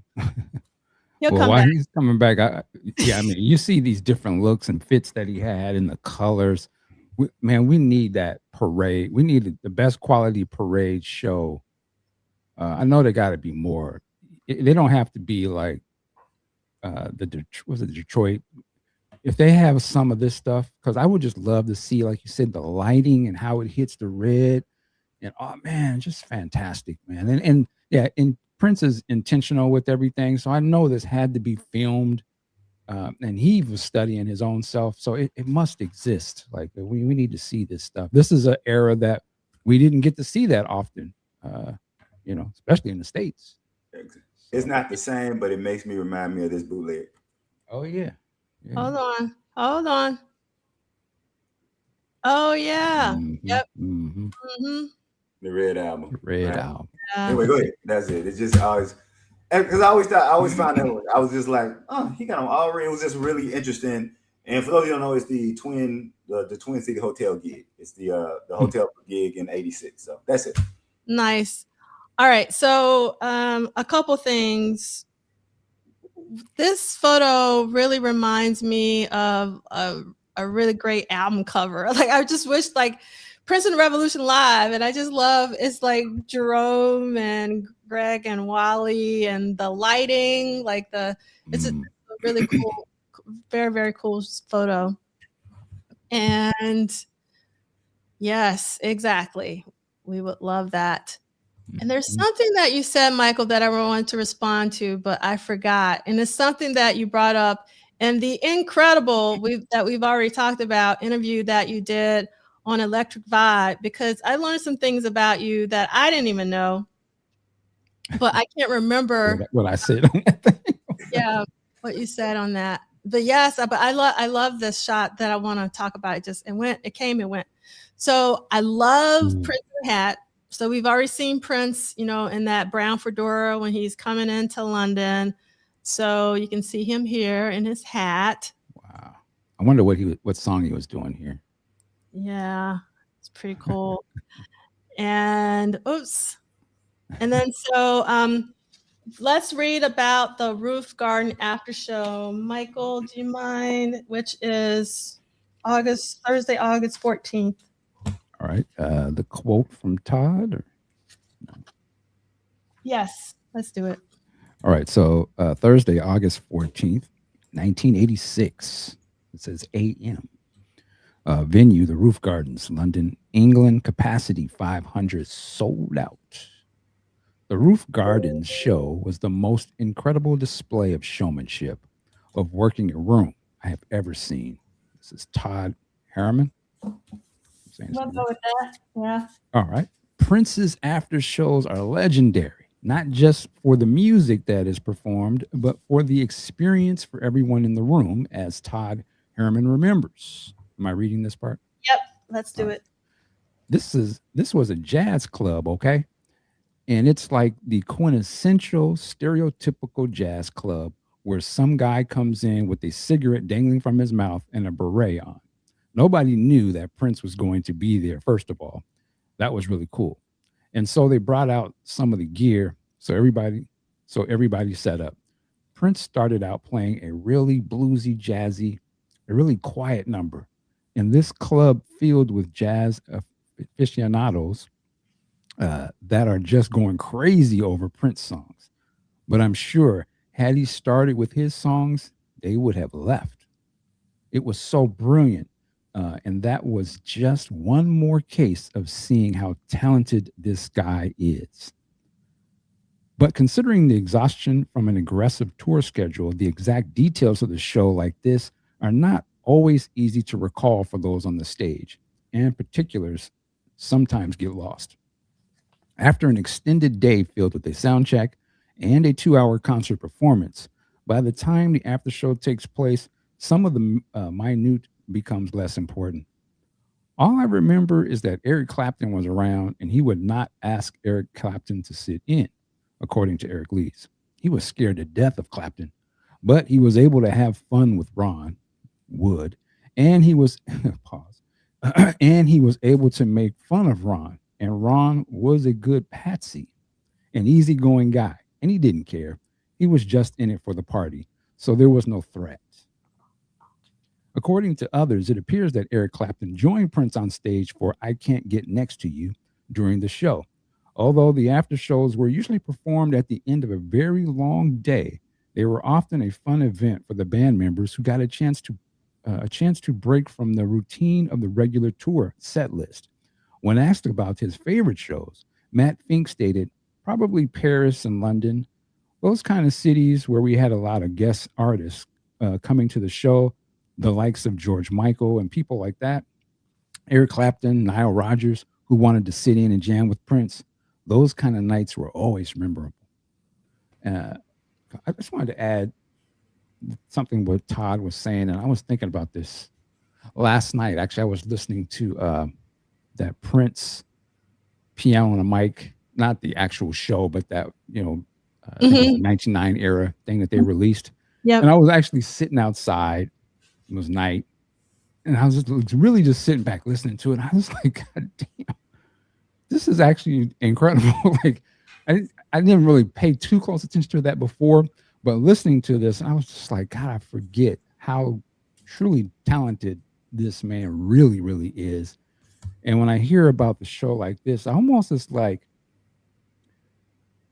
there's the Prince musician that I love, and I listen to the records and listen to the main, I'm gonna call them the mainline concerts, the main, brilliant, fantastic, it's unlike anything else. It's like, but then I think there's the real Prince.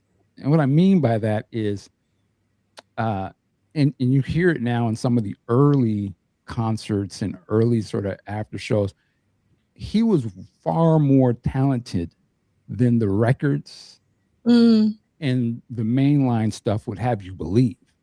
I think he was probably cognizant to say, no, I've created sort of this character of Prince and the way it's supposed to sound and supposed to look, that, yeah, I can't do covers. Prince can't do covers. Prince can't play really. He can play some of this other stuff, but it's going to be masked in the Prince sound, so it's all reinterpreted. But when you hear these after shows, you can obviously tell, and when I was listening to that piano thing last night, he is far more talented than those records would have you believe. But I can understand why he wanted to stick to the script of what he has created, because that's what worked. And I can see why a guy that is so talented as that has to have these other protege groups to sort of, I can do this too, but I don't know if they would accept me. I've created this product, so the time can be that R&B funk thing that really is me, but I didn't come out that way necessarily. Or Madhouse, I don't think they would probably look at Prince jazz album as, but I can do this stuff. You know what I'm saying? So I always trip out. Like, he was I'm talking about early on, he was far more talented than we would have led to believe. But I probably would not have, I'm talking about me, I might not have accepted hearing Prince do some of that stuff back then, because in my mind, I was introduced to Prince. It was just a certain, that Minneapolis funk. And I don't know if I would have wanted to hear him sit at a piano and really dive deep into the blues. I don't think I was ready to accept that. Or if he wanted to do some jazz stuff, it would have just been, I don't know if I could have handled that. So I think that's one great thing about these after shows. You really get to see just how deep of a fan of music he is, how studied he is of all music genres, and can play that back at the same time offering something new to it. But then the versatility of the styles, that's when you realize he was a musician's music. But we didn't even get to see that. Like, it took years for him to get comfortable to be like, okay, I've made it. I'm gonna do this. Now I can do whatever the hell I want to do. I don't care if they don't accept it. That's me now. But I think early on, it would have been interesting if we would have gotten, I don't know if we would have accepted the full breadth of his talent back then. But it just goes to show how talented and just how incredible this dude was, man, like early on. But he had to pick a lane to be successful in. So that's what I think what you're I like what you're saying, and I can't remember the interview when he said he talked about putting himself in the hole after making in a financial hole after making the first album. So he knew he had to have a hit on the second album, and so he got this R&B hit, and that's why I always get a little when people said Prince didn't have Prince had top 5 songs on that second album, but he said that. He said, but those are not really the fans that you want because they won't come around when you try something new. So to your point, he's thinking about there's a difference between the fans I get making hits and the fans who will let me experiment. And I think that he walked that on the album, right? He walked that on the album that, hey, on the album, I'm going to give you, I Want to Be Your Lover, Why You Want to Treat Me So, which are bangers. I want to be clear. But then when you go to the album, you'll get Bambi. You'll get Sexy Dancer, right? So I think that even in his own albums, I like the way you put it. He's consciously thinking about, and the phrase that I like to use, how is he going to have all of the slices to his pie chart when somebody's not going to cut him in half and say, you can only be that. And then to your point, how many of even us fans, right? Because it was funny when you said that. Yeah, you're right. I would have probably been ready, my background, I would have been ready for the blues stuff. I don't think I'd have been ready for the jazz stuff, right? I'd have been like, why is he so? Yeah. And I'm glad you said. So to your point, I like the fact that, so when you talk about doing a documentary, that's the kind of stuff I want to see, right? I want to see them delving into the thinking Prince, the one who was really thinking about curating. There's I don't know if you've seen it. I think it came up 2 days ago. A guy did a video. It's called Prince the Curator.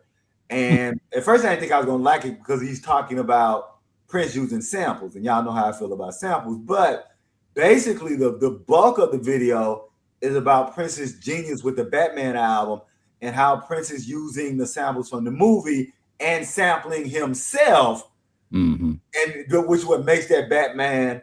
So again, that's another example of Prince thinking about different ways of curating himself. That's it. I'll shut up. Yeah.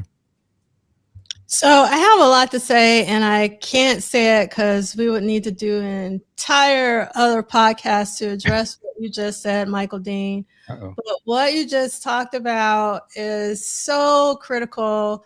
And one of the things that a lot of the critics missed about Prince in real time was how insanely talented he was on so many levels. And I think one of the issues is he was so good at so many different things. He wasn't just a masterful musician on one instrument, multiple instruments, number one. His vocals were otherworldly. His octave range was insane. He was hitting those notes every night. His microphone was on. And he could produce. He could write. His dancing. It took a while. If you look at Dirty Mind, to the I love what you were talking about on the Electric Vibe about how his movements became more elegant by the time you got to Glam Slam, or even like with Sound of Times Live. If you compare it to like Dirty Mind, I love that. It's just, I mean, like so many levels.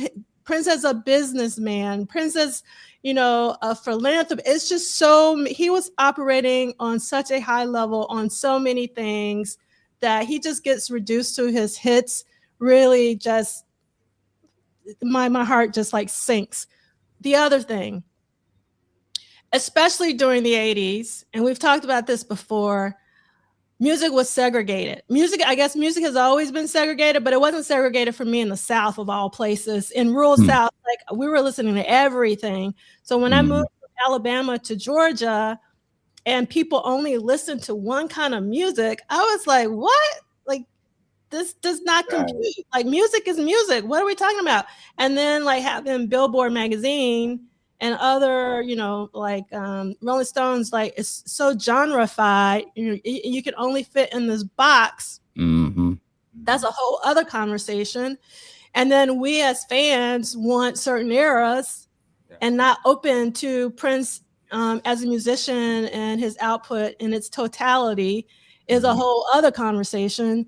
And so I can go on and on about that, but Prince was insanely talented. He was definitely heaven sent. I mean, and again, I'm like your conversation with the Electric Vibe. I'm going to tell it was fascinating to me. I mean, obviously the stuff about yourself, but when you at the end of it, I really felt some kind of way about it. And I've been thinking about it for a while. So I guess it's God is sending you to me to have a conversation. So one of the things and where the conversation for me turned is when you started talking about Prince studying himself. Okay. That's what you mentioned earlier. That I was like, I got in, but I lost it. And as you pointed out, we know that Prince studied himself because, Afshin actually has a picture of him watching himself. Right. So like we know that that's real. And like you pointed out in the Electric Vibe, like he wasn't just watching himself. He was studying and making adjustments and improving and all sorts of stuff like that. But then I think the part that really got to me is that, and I understood the point you were trying to make, is that Prince, because he was so incredible, that he could have done even more than just being a musician. But then I was thinking, but he has provided millions of people so much joy that we have taken 4 years out of our own lives every single Saturday to talk about this man's genius. So like, is Prince, like what Prince became? Yes, he could have done more, like, but did he do what he was supposed to do? Meaning like, be that light, show us that we could be a light too, and bringing us all together without, without any isms, because like we are a community when we're, like the real people, like we are a community. So I was like, maybe he did do, what he was put on earth to do. But I understood like what you were talking about, but I would say I got a little depressed, Michael.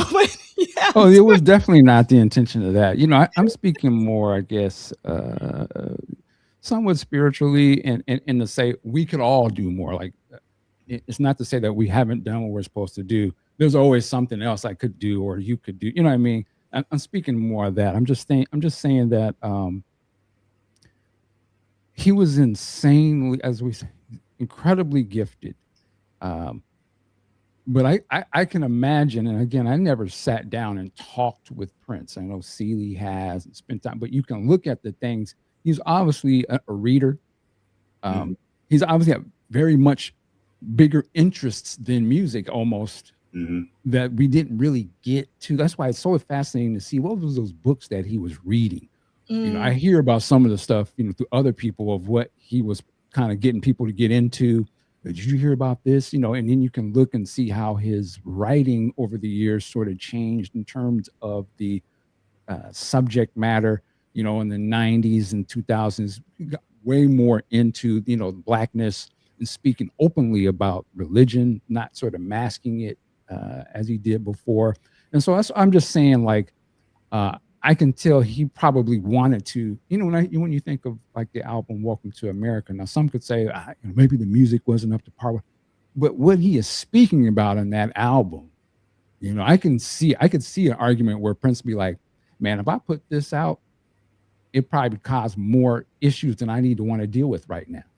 I just want to, which I think, Rainbow Children is a perfect example of this. Like, he understands that, well, when I put this out, it's going to cause some shit, let me create a thing where I can sit down and talk to these fans so people can understand what I'm trying to do here, which starts the whole celebration thing. I almost feel like, as much as I love to celebrate, I don't know if the true intention of that was really to break down and have dialogue with the fans on some very spiritual topics and things. It wasn't just to be playing shows, but it goes to show you what kind of dude he really was. He was a deep type of brother, and and you get that in the music.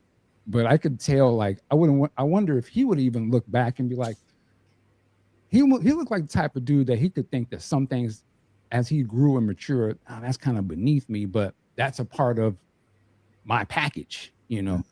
But obviously he had cognizance to say, some of this stuff I'm not with no more. I'm killing that aspect of me. I ain't cussing on these records no more. You know, he obviously matured enough and realized that ain't the look. Yeah. You know, I can't lead my people and I'm talking crazy like that. And I know they got these babies coming to see me.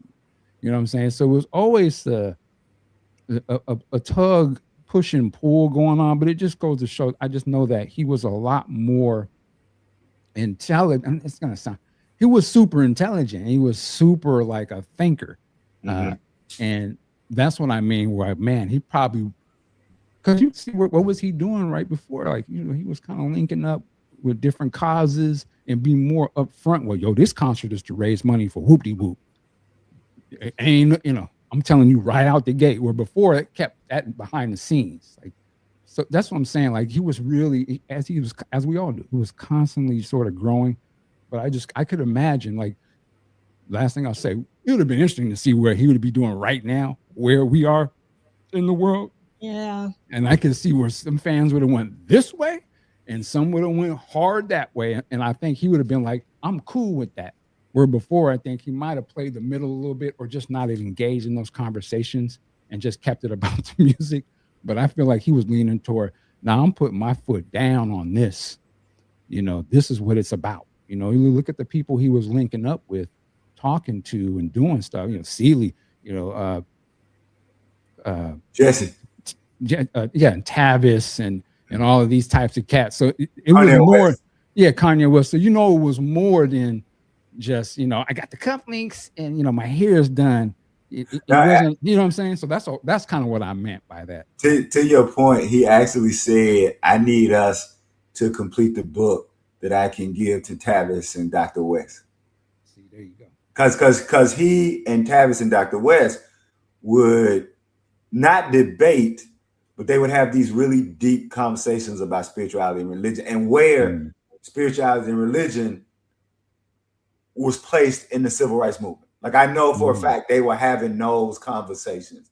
And so the book he wanted to work on with me, he specifically said, it was almost like, I want to give this like the big joker, right? Because he, so yeah, to your point. And I would also add, I think that we forget in real time, that was real backlash to Rainbow Children. Right, yeah. a lot of people, not gonna get into the specific groups. There's still backlash. Yeah, but if you particularly if you were on Housequake, not Housequake, what's the other one? Prince.org. Okay. If you were on Prince.org, that is when, for me, it became. And I like Brother Ben, the guy who started. I want to say I like Brother Ben. That's a good brother, good dude. But with Rainbow Children, that's for me when it devolved into a cesspool, because that was an argument on Prince.org damn near every day, 2 or 3 a day, about some aspect of Rainbow Children. So to your point, and then I think in a fun, there's a short that goes around now, and this had to be around 2001, so right around Rainbow Children. Prince is unannounced at I want to say it's the Essence Awards, where he gives a speech, and then part of the speech he talks about look at yourself. I remember that speech, and he says golden parachute, right? Mm-hmm. I want you, Brother Dean, when y'all and Prophet Duff, everybody, don't look at the little short that they put up. Go find the whole thing, because the thing that bothered me about that was that if you pan the crowd, there were a lot of people, like, to me, the expressions on their face were, who is he to tell us about this kind of stuff? So to your point, understanding that there were a lot of people who didn't want this from him, and him understanding, how do I navigate this? Because I know that there are going to be certain barriers, so I have to give it a certain way. That's all I want to say. But I agree wholeheartedly with everything both of y'all said. I'll shut up. All right, so let's get into the Roof Garden show. So remember the other ticket? It was yellow or chartreuse. And this ticket for this after show is red. So I love, again, the detail and the design. So if somebody in the chat has both of these tickets or one of these tickets, that's incredible. What? They just give up. I ain't get no ticket. By the time you got this, y'all just come on. Like, I feel cheated. So now this is a photo, and I want to make sure I say this correctly. Prince is drumming along to a record the DJ was playing before he started his after show. Wow. Now, wouldn't this have been amazing to have witnessed in real time? Absolutely. So, yeah, for I sure. would freak out. Like, what? I would have also. So this is such an amazing shot. And let's see if I can read it. Here's Prince. We vow never to call him the Purple Pain again, as you've never seen him before playing drums. He leaped on a spare drum kit at one of his after-show parties during his triumphant marathon in London. And I can't read the rest because my camera is blocking it, but you see it. Okay, so I'll just say that someday my Prince will drum Mm-hmm. in real time, like going back to 1980, going through all the 80s. I did not know they were doing a take on the 1937 Disney song, Someday My Prince Will Come. Oh, really? I just know that, everybody would always have, Someday My Prince Will Come, or My Prince Will. And I kept thinking, I'm 15, 16, like, what the fuck is this? What is going like? And then finally, I think in the 90s, I was like, oh, so yeah, I was real slow about that. I did not know in real time they was making the take on that song. That's it. So I finally was able to find the actual articles so I can read it. So it says, relaxed and happy. He pounded out the beat while Jackie Graham's Breaking Away was playing at the Roof Gardens Disco. The Little Drummer Boy banned all photographers from his parties, but Bizarre can't be beaten. So Bizarre, I guess, is the magazine that posted this picture, and it's by Martin Dunn. And it's like amazing photo because we rarely get to see Prince on drums in the public. So that was amazing. Yeah. Yeah. I'm sure. I mean, as we mentioned, he was blowing people's minds back then because you didn't know what to expect. And you, like you said, you never really saw him playing drums at this particular time. Yeah. And so the expectation of what you thought he was going to be versus what he was mind blowing. And I can see why those media people and the music critics on that rock side, then they're probably like, it's too good. You know what I'm saying? Like, it's got to be something wrong with this. Like, how is he able to do, when we do, we got to go above and beyond and be twice as good, all that comes. So he was like triple times as good as their favorites probably, and they didn't want to admit that. So even when they be on stage with him, a little hesitate, like, shit, this guy is actually doing it. Like, I ain't playing Nathan next to him and he's aggressive. That's what somebody said. There was no threats, but that's the kind of, so that's what I'm saying. He was on their ass. He bringing you up on stage to really low key clown you, like, to see if you really got, because where he come from, North Side and all them cats could get down. Jesse got down. Jam and Lewis got down. Sonny T and them got down. Andre and them got down. So, let's see what this. We seen this cat on TV. Let's see if he's really about this life. And that's what Prince was on, like testing cats. That's why he said that threat part. That's what you got to remember too. He was aggressively on their neck with these little shows. I'm sure that causes a little bit of. Actually, you see it in the. You see it even later years in the Rock and Roll Hall of Fame. If you really go back and look at some of the commentary behind that, some of them folks was mad about that. Yeah. But it's the same Prince. He was on their neck back then and even doubled down later in life just to let you, I'm about to destroy all your little heroes in your face. And I'm going to drop this shit and walk. And that's what he did, So, he was 1 for 1. Go ahead.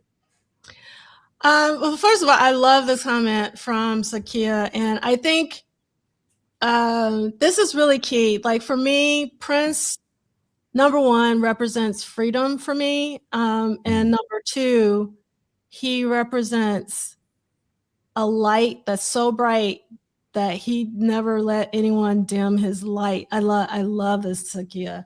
So I'm glad that you said what you said, Michael, because I forgot to bring this up with the quote from Eric Leeds about Prince being intimidated by Eric Clapton. I go, Right. that don't sound right. I don't know that to be true. Right. I think it would, and I feel like I read somewhere else that it was actually the opposite, where Eric Clapton was a little afraid of getting on stage with Prince. So I wonder about that. And to your point, I'm glad you gave me a perfect segue because Brother Dean said something I wanted to ask both of y'all. Have y'all heard the story about how Jimi Hendrix brought together Pete Townsend and Eric Clapton? So I want to make sure it's Eric Clapton and Big Sexy, you in the chat. So, and I know D6A, so, and Brother Lee, I think it's Eric Clapton and Pete Townsend. I know Eric Clapton is one.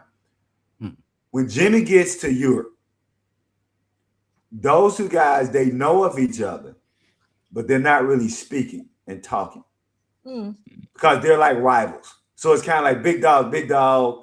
I know of you, you over there, you got your set, you got your crew. When Jimmy comes to town, one sends word to the other, we got to meet. Now this is, I don't know, y'all people in Europe tell me it's true. They met at a movie. So they went to a movie together. Like, I'm like, okay, how you? And the way they tell the story is they basically just sat in the movie theater for about an hour and didn't say anything. And then finally one leans over to the other and says, have you seen this new guy, Jimmy? And the other says, yeah, he gonna put us all out of work. So when you were talking about that intimidation, that's, it was either acknowledge that Prince is gonna put them all out of work or find a way to minimize how great he is. Because if you say how great he is, it then minimizes for them the people that they put on these Mount Rushmore. So I'm with you. I was like, yo, I didn't think about him being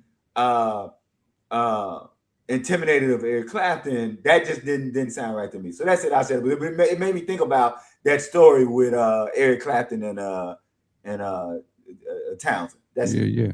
I would say the only thing I could see, or maybe intimidated or be the word, but there's obviously something, and you see a couple examples. I would say taking Prince out of his element or out of a situation that he controls. I don't know if intimidation would be the word, but obviously there's a resistance to not, to going into these situations where he is not the band leader and he is not in control of the band playing, or he is not in control of the studio session. So, that quote, yes, that's the other part of it. That when Jimmy left London, they didn't have to be friends anymore. The threat was gone. Like We Are the World type of scenario, right? Or James Brown, Michael Jackson scenario. You're not the band leader. You jumping in on something. So those are the only times I could see Prince maybe a little hesitant to do it. But when you in his environment and that's his band, I don't care if it's Miles Davis or whoever, that Prince ain't letting you slip. Like, you're gonna get called, you better play, and he gonna make a point to drop it on the one, boom, go.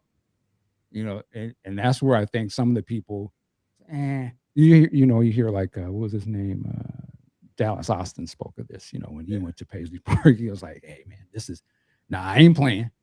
I'm not gonna play on the show because I don't know, you about to juke, and I don't know none of what you got going on. And so that's the only times I could see there might be some hesitation. But I don't think these cats made Prince intimidated, not in his world, not when you came on to his stage, because he knew, like you said, that dude said he had every little audible play in his back pockets on the drop of a hat. He could say ice cream, and you don't know what the hell that meant, but they'll go into some boom. Right. Just like when Miles was up there, you can see Prince was kind of like, let me see. Right.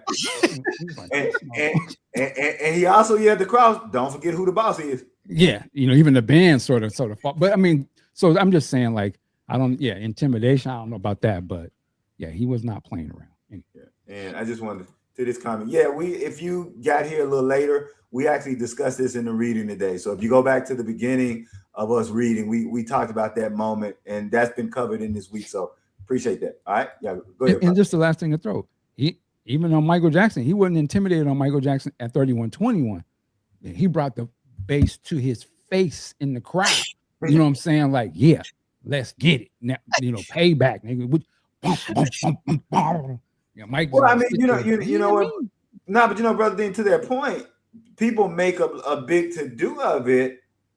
Say what you will, he wasn't intimidated that night he got on the stage with James Brown and Michael Jackson. Now, he didn't read the room. And I think people, there's a difference between not reading the room versus, but he was not intimidated. Yeah, he wasn't intimidated. He was about, if his stuff was hooked up properly, he was about to go off. Yeah, but it just that it he didn't know. Look at he didn't know this was and the light pole. He didn't know yeah, but not only that. Let's be clear. I think what a lot of people forget about that night is that was a night of old James Brown. That was a James Brown crowd. And if you know about 1982, 83, that was a James Brown crowd. Most of them older people, they knew Lil Mikey Jackson from the Jackson 5. They didn't really know Prince. Prince was the new cat. Right. Prince was the new kid. And at best, most of them knew him as that's that dude with them nasty songs they should play on the radio. Mm-hmm. Like, let's be, and so I think that's something that really frustrates me when people tell the story. They don't put the story in historical context of it's a James Brown crowd. They dare to see James Brown. They know Lil Mikey Jackson from the Jackson 5. Of course, they're going to invite him up. Thriller is out, so he's in his bag. And Prince is the little freaky cat that only the young black kids love. Let's be real clear. Right. Prince was if you was young and new and about that experimental and that nasty and that funk, right? So, but to your point, the point I would make, he wasn't intimidated. Yeah, no. I mean, he went up there. He went up there. He could have said, y'all got it. Yeah. He said, let me have it. I'm going to ride the back of my dude. Like, exactly. He wasn't intimidated. He was acting a fool, really. Like, let me ride the back of this white man up to the stage with James Brown and get up here. And he was, like I say, he's trying to do all his little stuff, but it was just, it wasn't set up for that. That's all. Right. And then the crowd wasn't clowning. It's just that, like you said, when that pole fell, it was right. Yeah. That's what you remember. You just remember the pole. That's it. So I don't know the exact year, but it was like, it had to have been like 82, 81. What? It was 83. 83? Okay. Yeah, it was 83. It was right before Purple Rain came out. Okay. I want to pull up this comment. So I've heard that Eric Clapton did not say this. Right. And I've been trying to figure out if anybody said this or who made it up. Because before Prince died, it was another guitar player. That's how I knew, because I knew the phrase that somebody had said, how does it feel to be, had been asked, how does it feel to be the greatest guitar player? And the person said, I don't know, ask such and such. The way it got, I can tell you the moment it got switched to Prince. The day Prince died, Gene Simmons was on CNN, and Gene Simmons made the statement on CNN. So the very first time that phrase was uttered, Gene Simmons said it. People get to talking and they get to want to, people get carried away or whatnot. But that's how the myth began. But the minute Gene Simmons said that, I remember thinking like, nah, that's a story from somebody else. So that's how it got attributed to Prince. Now, whether or not the two guitars it was before, whether that's a myth or not, I don't know. But that's when it started with Gene Simmons on CNN. That's it. All right. So I still got photos from the roof garden. Oh, no, I'm done. So let's do August 14th. And I'll read this one. Thursday, August 14th, venue Wembley Arena, London, England, capacity 7,700 sold out. The show morphed again with Little Red Corvette being added and a Love Bazaar, Mountains, and Kiss all finding their way back into the set after not being played the previous night. That must have been something. Like, I would have been mad if I would have found out that he added these songs. All right. Ron Wood joined Prince again, this time with Sting, as they played the Rolling Stones hit Miss You. Brown Mark reflected about what it was like during shows like this. When he went to invite these artists on the stage, I can probably speak for the rest of the band. We're sitting back like, whoa, that's Ron Wood, that's Sting. He invited them all up and we would just be blown away. But for him, it was nothing. It was nothing.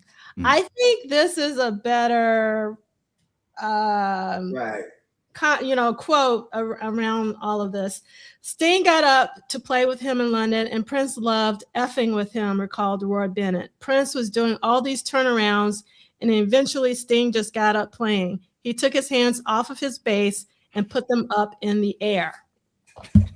Yeah, he was like, this. You got it. He's like, you got it, man. You got it. And you know what? This may be a bad analogy, and I'm probably not even that extreme.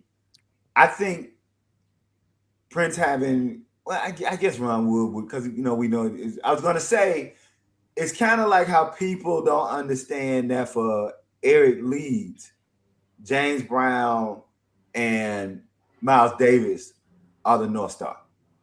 And so Eric doesn't see Prince as the North Star. And so people get a little peeved because for Eric, he's not, for him, it's like, yeah, I played with Prince. Prince gave me opportunities, but you want to know my North Star.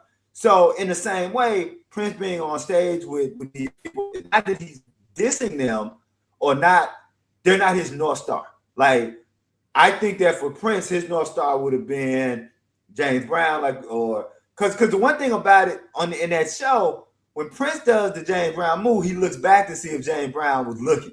And he wasn't. And he wasn't. I feel so right. So bad. That's funny. and right. So I think that, and again, I know this, Larry Graham, James Brown, George Clinton, Bootsy Collins, Sly, like that's Prince's North Star. So him being on stage with Sting, it's not a moment, but it's not the same as. So and I put that in. So when a lot of people get mad at Eric Leeds, look, your North Star is who your North Star is, and you also people I think forget how old Eric is. Eric and Alan grew up with James Brown, right? They grew up with Miles. So that's how I would see it. I think somebody put in Santana, Shaka. Yeah, all those people, those are Prince's North Star, as opposed to the people who would have been his contemporary. All right, that's it. I'll say. Yeah. All right. So let's get into these pictures because I got some more. So this is a ticket for the third night. Awesome shot. I don't know who took this one, but I love the spotlight and the tambourine. Another shot in the air. It's just like incredible. I have lots of thoughts, but we don't have time for that. Another shot. It's just these photos are fantastic. Like whoever shot this one, I don't know. He's high. Was he was jumping on a trampoline or something, right? No, he was jumping off the stage. It was like, I thought like he would jump and then jump on a trampoline and then fly, but maybe I'm wrong. I don't think so. He's done that before, right? Somebody in the chat, I'm not crazy. Well, I know doing the Diamonds and Pearls and first and second act, the Game Boys would jump on the trampoline or some kind of springy thing to jump off the stage. Okay. I remember they had that contraption. I don't know if he was doing it there, but I do remember them. He was jumping off the piano. Right. Yeah, but I know. Yeah, the Game Boys. Probably that's what you remember is the game. Because remember after they would do the jug, they would do the jug head, and then they would jump and they was jumping off some kind of trampoline. I wonder when he first did that, was somebody like, "Whoa, what are you doing?" Like, right. It just seems wild with those types of shoes to do something like that, but. That is another story. Right. Yeah, I don't know what he's jumping off of. It could be like the piano, the drum riser, but he's not jumping off a tambourine. I mean, a tambourine. Yeah, he's not. Trampoline. Not a tambourine. Say this word. Trampoline. Okay. And I would like to see a side-by-side comparison to see who gets the most height, him or David Lee Roth, because that was a David Lee Roth move too. Yeah. In fact, the very first time I saw somebody do that move, it was David Lee Roth. That's right. Yeah. I am getting a private message that's adamant it's off the piano. So he's jumping off of the piano. Okay. Okay. So that's where he's jumping from. Here's another shot. I think this is an interesting one with the cross in the back because it often got like it get all turned around. So I thought that was interesting. That's a shot where I hear my grandma saying, somebody need to feed that baby. That baby needs, I can see that baby ribs. Yeah, so we saw this. I had the same shot in the other, so I'm not sure if this is like Wednesday or Thursday, the same shot. Sorry about that. It's another one for you, Stevie. And here's one photo by David Corio. And here's some more. I love these shots. Yeah. Fantastic. And here's another pointing shot. Wow. And another David Corio. I love the hands, the hand gestures. Love the shot. This is a Michael Putland shot. Again, Michael Putland is bringing the photos, and I love that you get to see most of the band in the back. And he has on his Christopher Tracy coat, and absolutely love this shot as well. Turn off the just I think because I'm sure the previous photo was Michael Putland, so I'm assuming this one is too. You see Eric and Atlanta Bliss. And that's happening this weekend, I think, or is it next weekend? The Eric Rodgers. I wish I could go. Yeah. That's going to be incredible for everybody who's going to that. It's an interesting shot. Yeah. I think the shot on the left is from the crowd. Somebody in the crowd took that shot. Love this shot from Solomon. I can't pronounce the last name. It's a great shot. And this night, it seems like better lit, even though obviously Roy Bennett is doing all the lighting. Love this one. Because we know about this, like when he would pull up his coat. Pop your collar. Yeah. He was popping collars back then. So D68A, let us know. This is Michael. So this is all Michael P. Putland shots here. And just sort of off the book. The book is taken from this. Yeah. From the book. And like in real time, that was one of my favorite. That one there to the right was like my favorite in real time in '86 when we got that picture. It was made me even madder that we didn't get this tour. Right? Seeing that shot by itself, I was like went into a funk. All right, that's it. Yeah, I love this comment from Love Sexy 71 because this is where we'll be seeing these photos in Black Beat. Yep, that's it. Yes, sure. And so these are Michael Putland shots. This is most likely a Michael Putland shot, but I'm not sure. Love the blue. Then so I got a quick question about photos. So would it happen that the photographers would work for news outlets and then the news outlets, the pictures would somehow make it to AP, Associated Press or something like that? And that's how Black Beat and all the other outlets got them? Because I always wondered because you would always get a lot of the same photos shared. Yeah. So I always wondered, how did that system work? Yeah, I mean, you got it. I mean, and then like the newspapers are the one that would have often exclusive shots because those photos are usually just for the newspapers, but then the ones that would show up in magazines would go to something like an Associated Press, and now like they're on Getty, and so you would have to license the photos, and it costs a lot of money to license photos.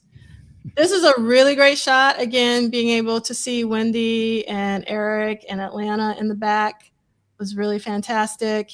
Absolutely adore this shot right here, and you get to see Jerome and Wally in the back. It's working, stage work. And this is another one. I love this one's in color, so you get to see the blue. Yeah, man. Wow. And Wendy's in red. Electric Man. And and so I was told that is he performing head? I think he's performing head right here. Someone told me. Yeah, because that's like you said, that's when he goes into the Electric Man. Yeah. And then that's when he letting you know. Like the arch. You a wild boy, man. 2 times. Yeah, you wild. I really love this shot because you really get to see the stage and where everyone is. And I always feel for Brown Mark. He's always in the shadows. And he is always far. Hey, he's away from the kick. You know what I'm saying? Look at my man. You know, he about to get in some mess. This guy look like, oh, boy, he about to do something crazy. But what I really love about this photo is Jerome and Wally in the back. It almost looks like it's superimposed. It's so funny. Yeah. You probably won't see cats doing this today. No. No. Put that way you want to, baby. Yeah. It looked like my man doing. I guess they clapping their hands. Like do a patty cake. And that's what I'd be doing too, because what he got going on down there. Listen, that ain't got nothing to do with us. Yeah, I love the shot on the left. It's like he's getting into it, and then here I think he's stepping off the drum riser on this one. He's just all white. Yeah, clean. Pasta. Yeah. Woo! There you go. Man. No trampoline. That's all high as hell, man. Yeah, so that's the piano. That's the piano, right? Oh, yeah, the piano. Yeah, the piano. Woo. Look at Eric. Eric locked in, man. Yeah, so you can see now he's actually jumping off of the piano, which is crazy.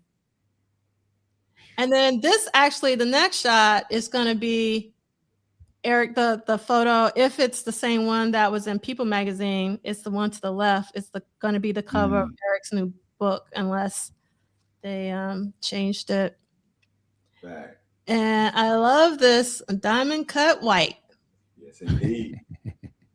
And D6A said the guitar in the Michael Putland pick is a metallic purple Sadowski Telecaster that sold for $320K. Is that all? It should have sold for way more than that, in my personal opinion. That's a lot of money. I know, but some other stuff. Who's ball? I just want to know who's balling like that. Yeah. Where they're like, I can just have trinkets on my wall. That's when I hear those kind of things, I just feel real unsophisticated. Like, it's not just for this, like for all art. We hear these paintings and all these things go for all these things, these prices. I'm just like, and maybe because I don't have the money, so I couldn't fathom it. But I always feel like somebody paid how much for what? So I always feel like I'm just not that sophisticated. All right, go ahead. All right. Rich.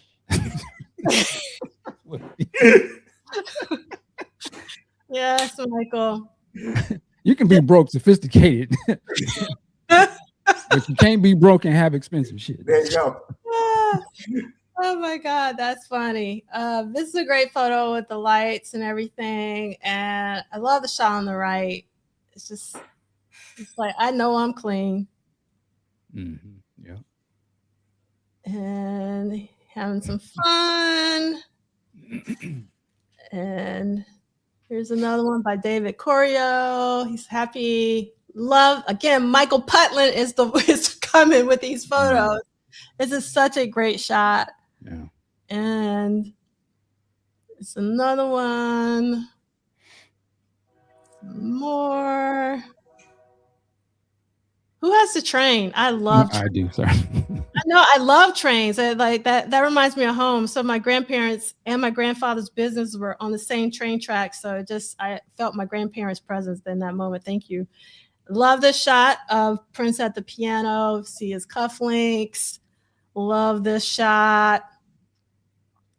Now, okay, here we go. We got Sting and Ron Wood and what I call Prince and his Kiss. Anytime I see that jacket, even though I know it's an Under the Cherry Moon, I think about it in relation to the Kiss video. But we got Sting and Ron Wood. And then here is Prince. And you can see Ron Wood because he has on the stripes. So that's Ron Wood behind him in the shot. And I'm thinking it's probably, Sting because he has that white to the left there. And then here's another shot. Crazy. Yeah. And Brown Mark's bass. At that time, I mean, now that would be so to me, Sting and Ron Wood. I vaguely knew who they were at this point, but they didn't mean what they obviously meant. But looking back at this, I can see, sort of like Prince is still considered the new guy, like the new phenomenon coming into the scene. And from him coming from being sort of a cult black funk kind of artist and sort of being elevated into this pop superstardom.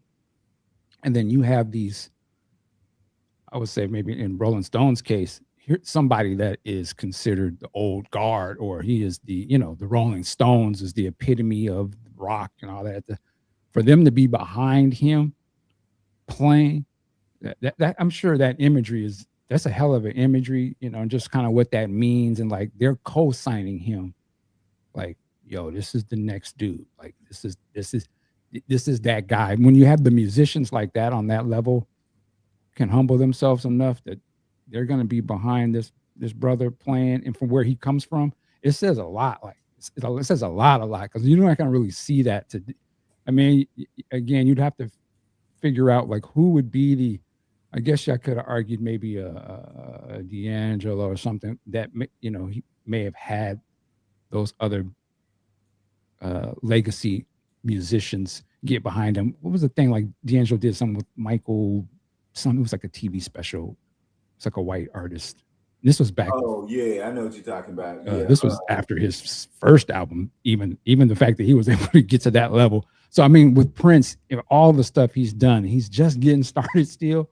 But the fact that they already knew back when Dirty Mind came out, but now they really know, like, yo, this is that dude. Like, yeah, I'll play guitar behind him. You know what I'm saying? Like, that's just crazy. And just when you go back and think, even just a few years ago, though we in the public never saw the whole James Brown thing. That's what I was going to say. I can also see, I wonder if that James Brown incident meant more to Prince than maybe we kind of would think. And so that anytime another sort of big artist would come on a stage type of position, he was never going to have that happen to him. He was going to always be the James Brown and Michael Jackson. He didn't care who it was. Right. I'll never, I'm going to put y'all to the test. Maybe the way he may have thought they were putting them to the test, and who knows if they were. But I wonder if that may have led into how he was acting on stage when contemporaries would come and get on stage with him. And when you then connect that to the Rolling Stone thing, right? That's right. Remember, right? He's coming from the Rolling Stone thing. So I think I'm so yes, and to all of that. So I would say comment. Just a quick question. So just out of curiosity, so you weren't like in '81, you weren't into like Ghost in the Machines. No, because when you say Ghost in the Machine to me, I'm thinking of anime or something. It's a Police album. Yes, a Police album. Yeah. No, so I heard of the Police. What I can remember now, at my age of 56, the first time I knew of the Police would probably be Every Step You Take or something. Okay. Whatever was on MTV. Yeah, so the Synchronicity album. Yeah. I was purely MTV expanded my mind to that. Again, where I come from, they ain't playing none of that. Exactly. I can tell you about some Zap. I can tell you about some Harlem Renaissance. Yeah, they were. Yeah. So yeah, I was just saying that. So that was. We were on like the Police early because they were like a. I don't want to get into the whole punk ska kind of thing. Mm-hmm. They were, and it was funny because they were like the more commercial punk ska of the other ska punk bands that didn't really. Anyway, that's a whole nother discussion. But yeah. So it's interesting to hear about, knowing where people were meeting Sting at the time that he's on the stage like that, and knowing that. That's why I was just interested in that. All right, that's it. All right, so here's one more shot, and I love this shot because you see Brooks, and I think that's Jerome next to him, and then you see Eric Leeds in the back as well. And then Prince with the shades on, looking cool, like only he can. And my question is, how did Prince find out Brooks could sing? That's my question. Like, how did he go from bodyguard to singing? Like, I want to know, how did Wally and Brooks go from? I think, so like if you listen to the rehearsal tapes, and I can't tell you which rehearsal this is, but one rehearsal, it had to have been during Love Sexy or Sign of the Times. Wally is singing, and Prince literally says, "Shut up, Wally." So I think, they're rehearsing, and you get spirit, and you just So that's what I'm thinking. Don't take the bit too far, brother. Just stand back there. Yes. Whoever took this photo, it is brilliant. Absolutely love seeing Jerome and Prince on the floor. And you also get to see the black and white tile that you wouldn't see if you're on the floor.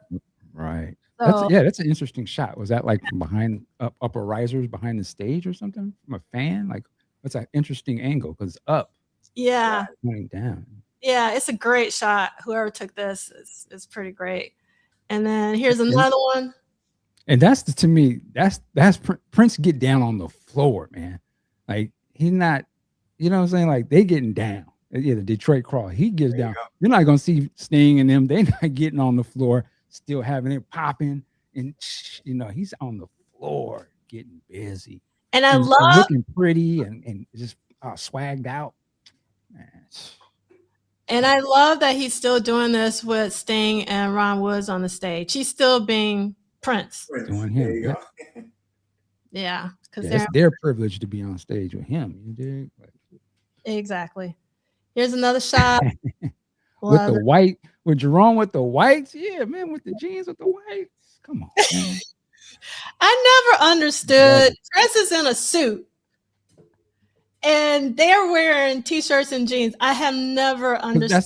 That's his boys, they're homies. It's still from the streets. We still representing. You know what I'm saying? We're not too. But that's a wardrobe change too, though, because they would be in suits and then they would come and jump to that. So like you said, maybe it was trying to give them the whole cross section of the hood thing and showing the new thing. But yeah, I did when I saw him in jeans the first time. I was like, okay, that's they really bring in the streets. Because you weren't gonna get Prince wearing that. Right. Now that would have been cold if he did. Yeah, Prince wasn't coming out like that, but he letting you know, hey man, that's we still here. You know what I'm saying? And they international with it doing this too. That's what's cold about it. So D68, there's a lot of pictures with Sting in the back. So you gotta let me can you kind of describe it so I'll know? And is it this one here? Because it has the same color as some of the other Michael P. photos, but I'm not sure. So this one is definitely. I love this one.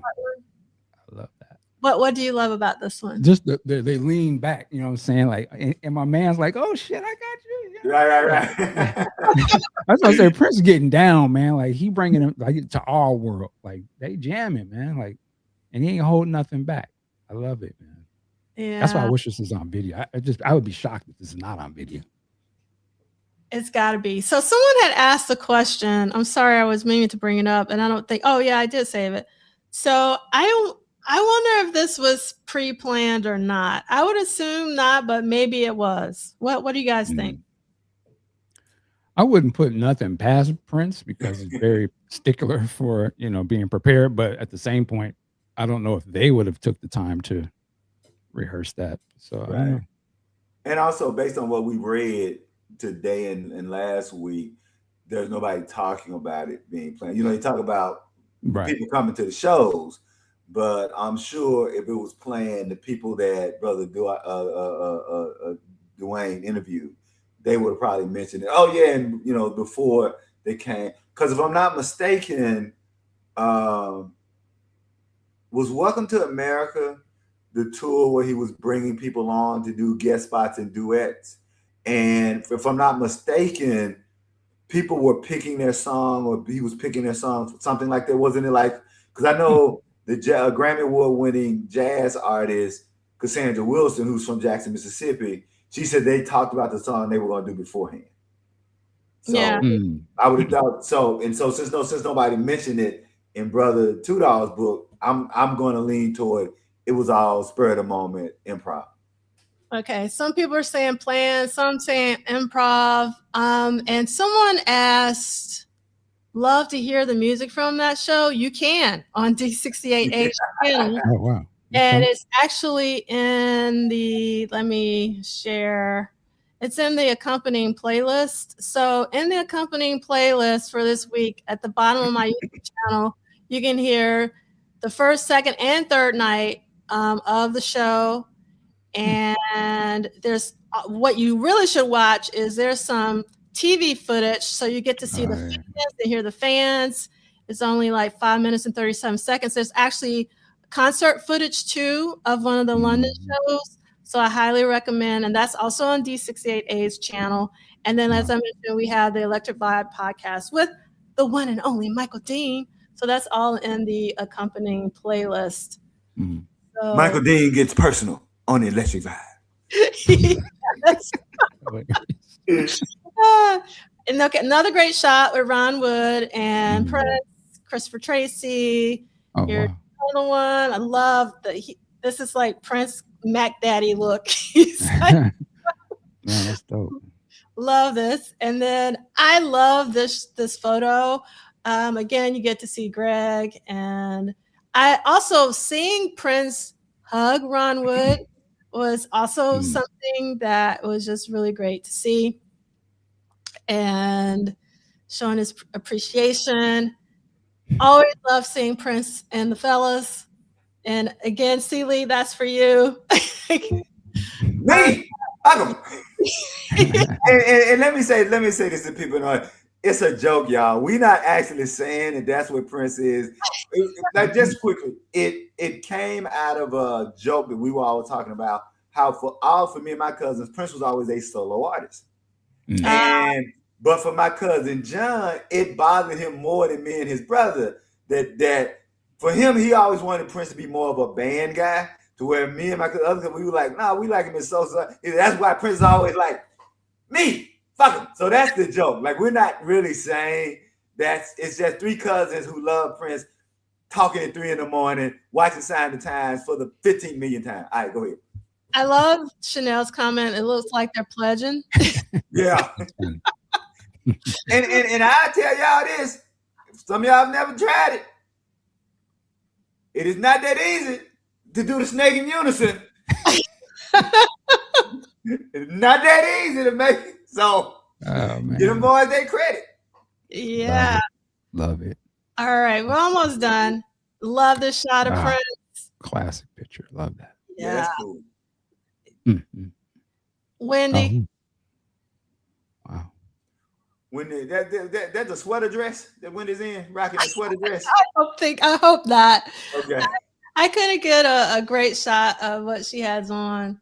But this is what's from some magazine. You get to see the polka dot vest that he had on. I'm not sure if this is the right show or not, but we think it is. And I think, I love this one. I think this is an audience shot one, but I could be wrong. Okay. I was going to read this, but we ain't got time for that. This is from UK Smash Hits. And the one thing I want you to notice is that I love at the bottom that they have all of his outfits pretty much. And then to the right, you can see like some of the celebrities that showed up to see him. So you got, let's see, Duran, which is fantastic. So you see Duran here. You see George Michael there. And then the reflex isn't money now. It's yeah. I can see these other people. Let me see if I can bring it up real quick. So, Oh, man. hold on. While you're doing it, I just got to say, and there's quite a bit of people that just weren't around for the MTV years. You guys just don't know what you missed out on, man. Like to be exposed to just all this different type of music and to see the artists, in these videos, it opened me up to a lot of stuff I would have never. Most of these people that they're showing, I would have never knew who they existed without MTV. Point blank. Yeah, that's a good point. I love those songs that they do. Yeah. All right, so I will read this one little paragraph because it just says some of the people who were there. Celebrities are crammed into the royal box. Spandau Ballet, Bananarama. I go ahead. Bananarama.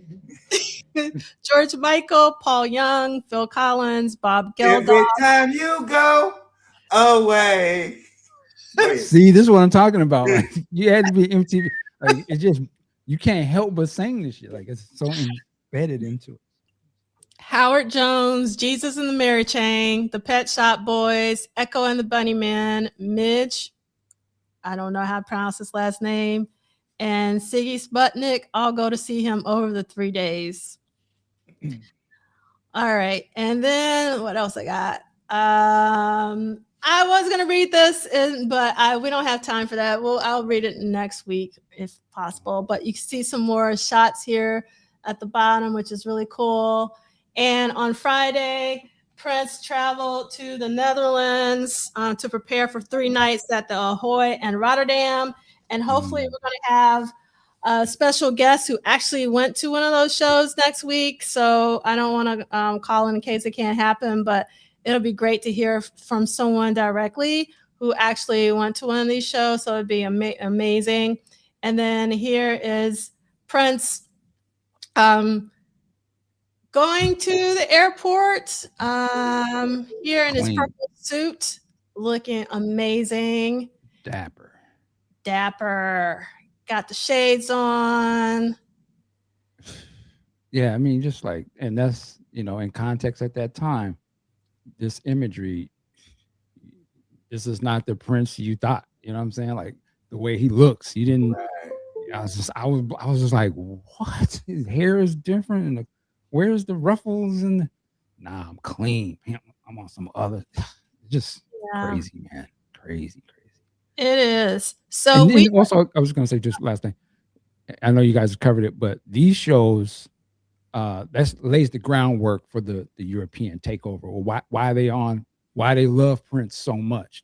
It's because of this. Like, this is where it starts, where they really like, it almost as if he took the whole Prince thing and moved overseas with it. From me, an American's point of view, I felt like, I was like, what's going on? We ain't, it went over there and flourished, but thank God, as much as I wanted to see those shows, thank God he did do that, because that opened him up to some other stuff, and we still got the benefits of watching that. But thank God he did do that.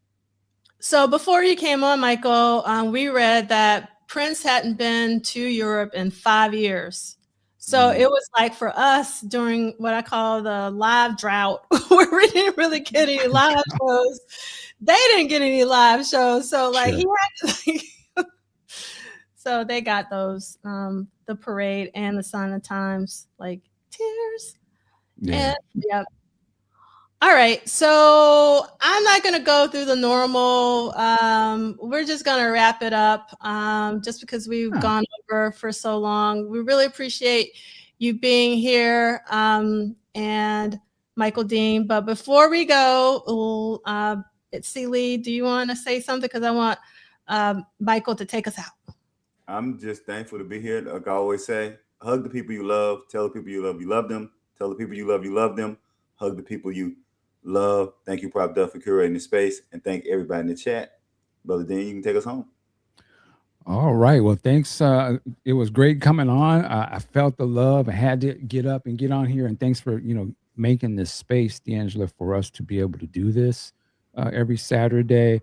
And I know I'm not speaking just for myself, but we really do thank you for curating this.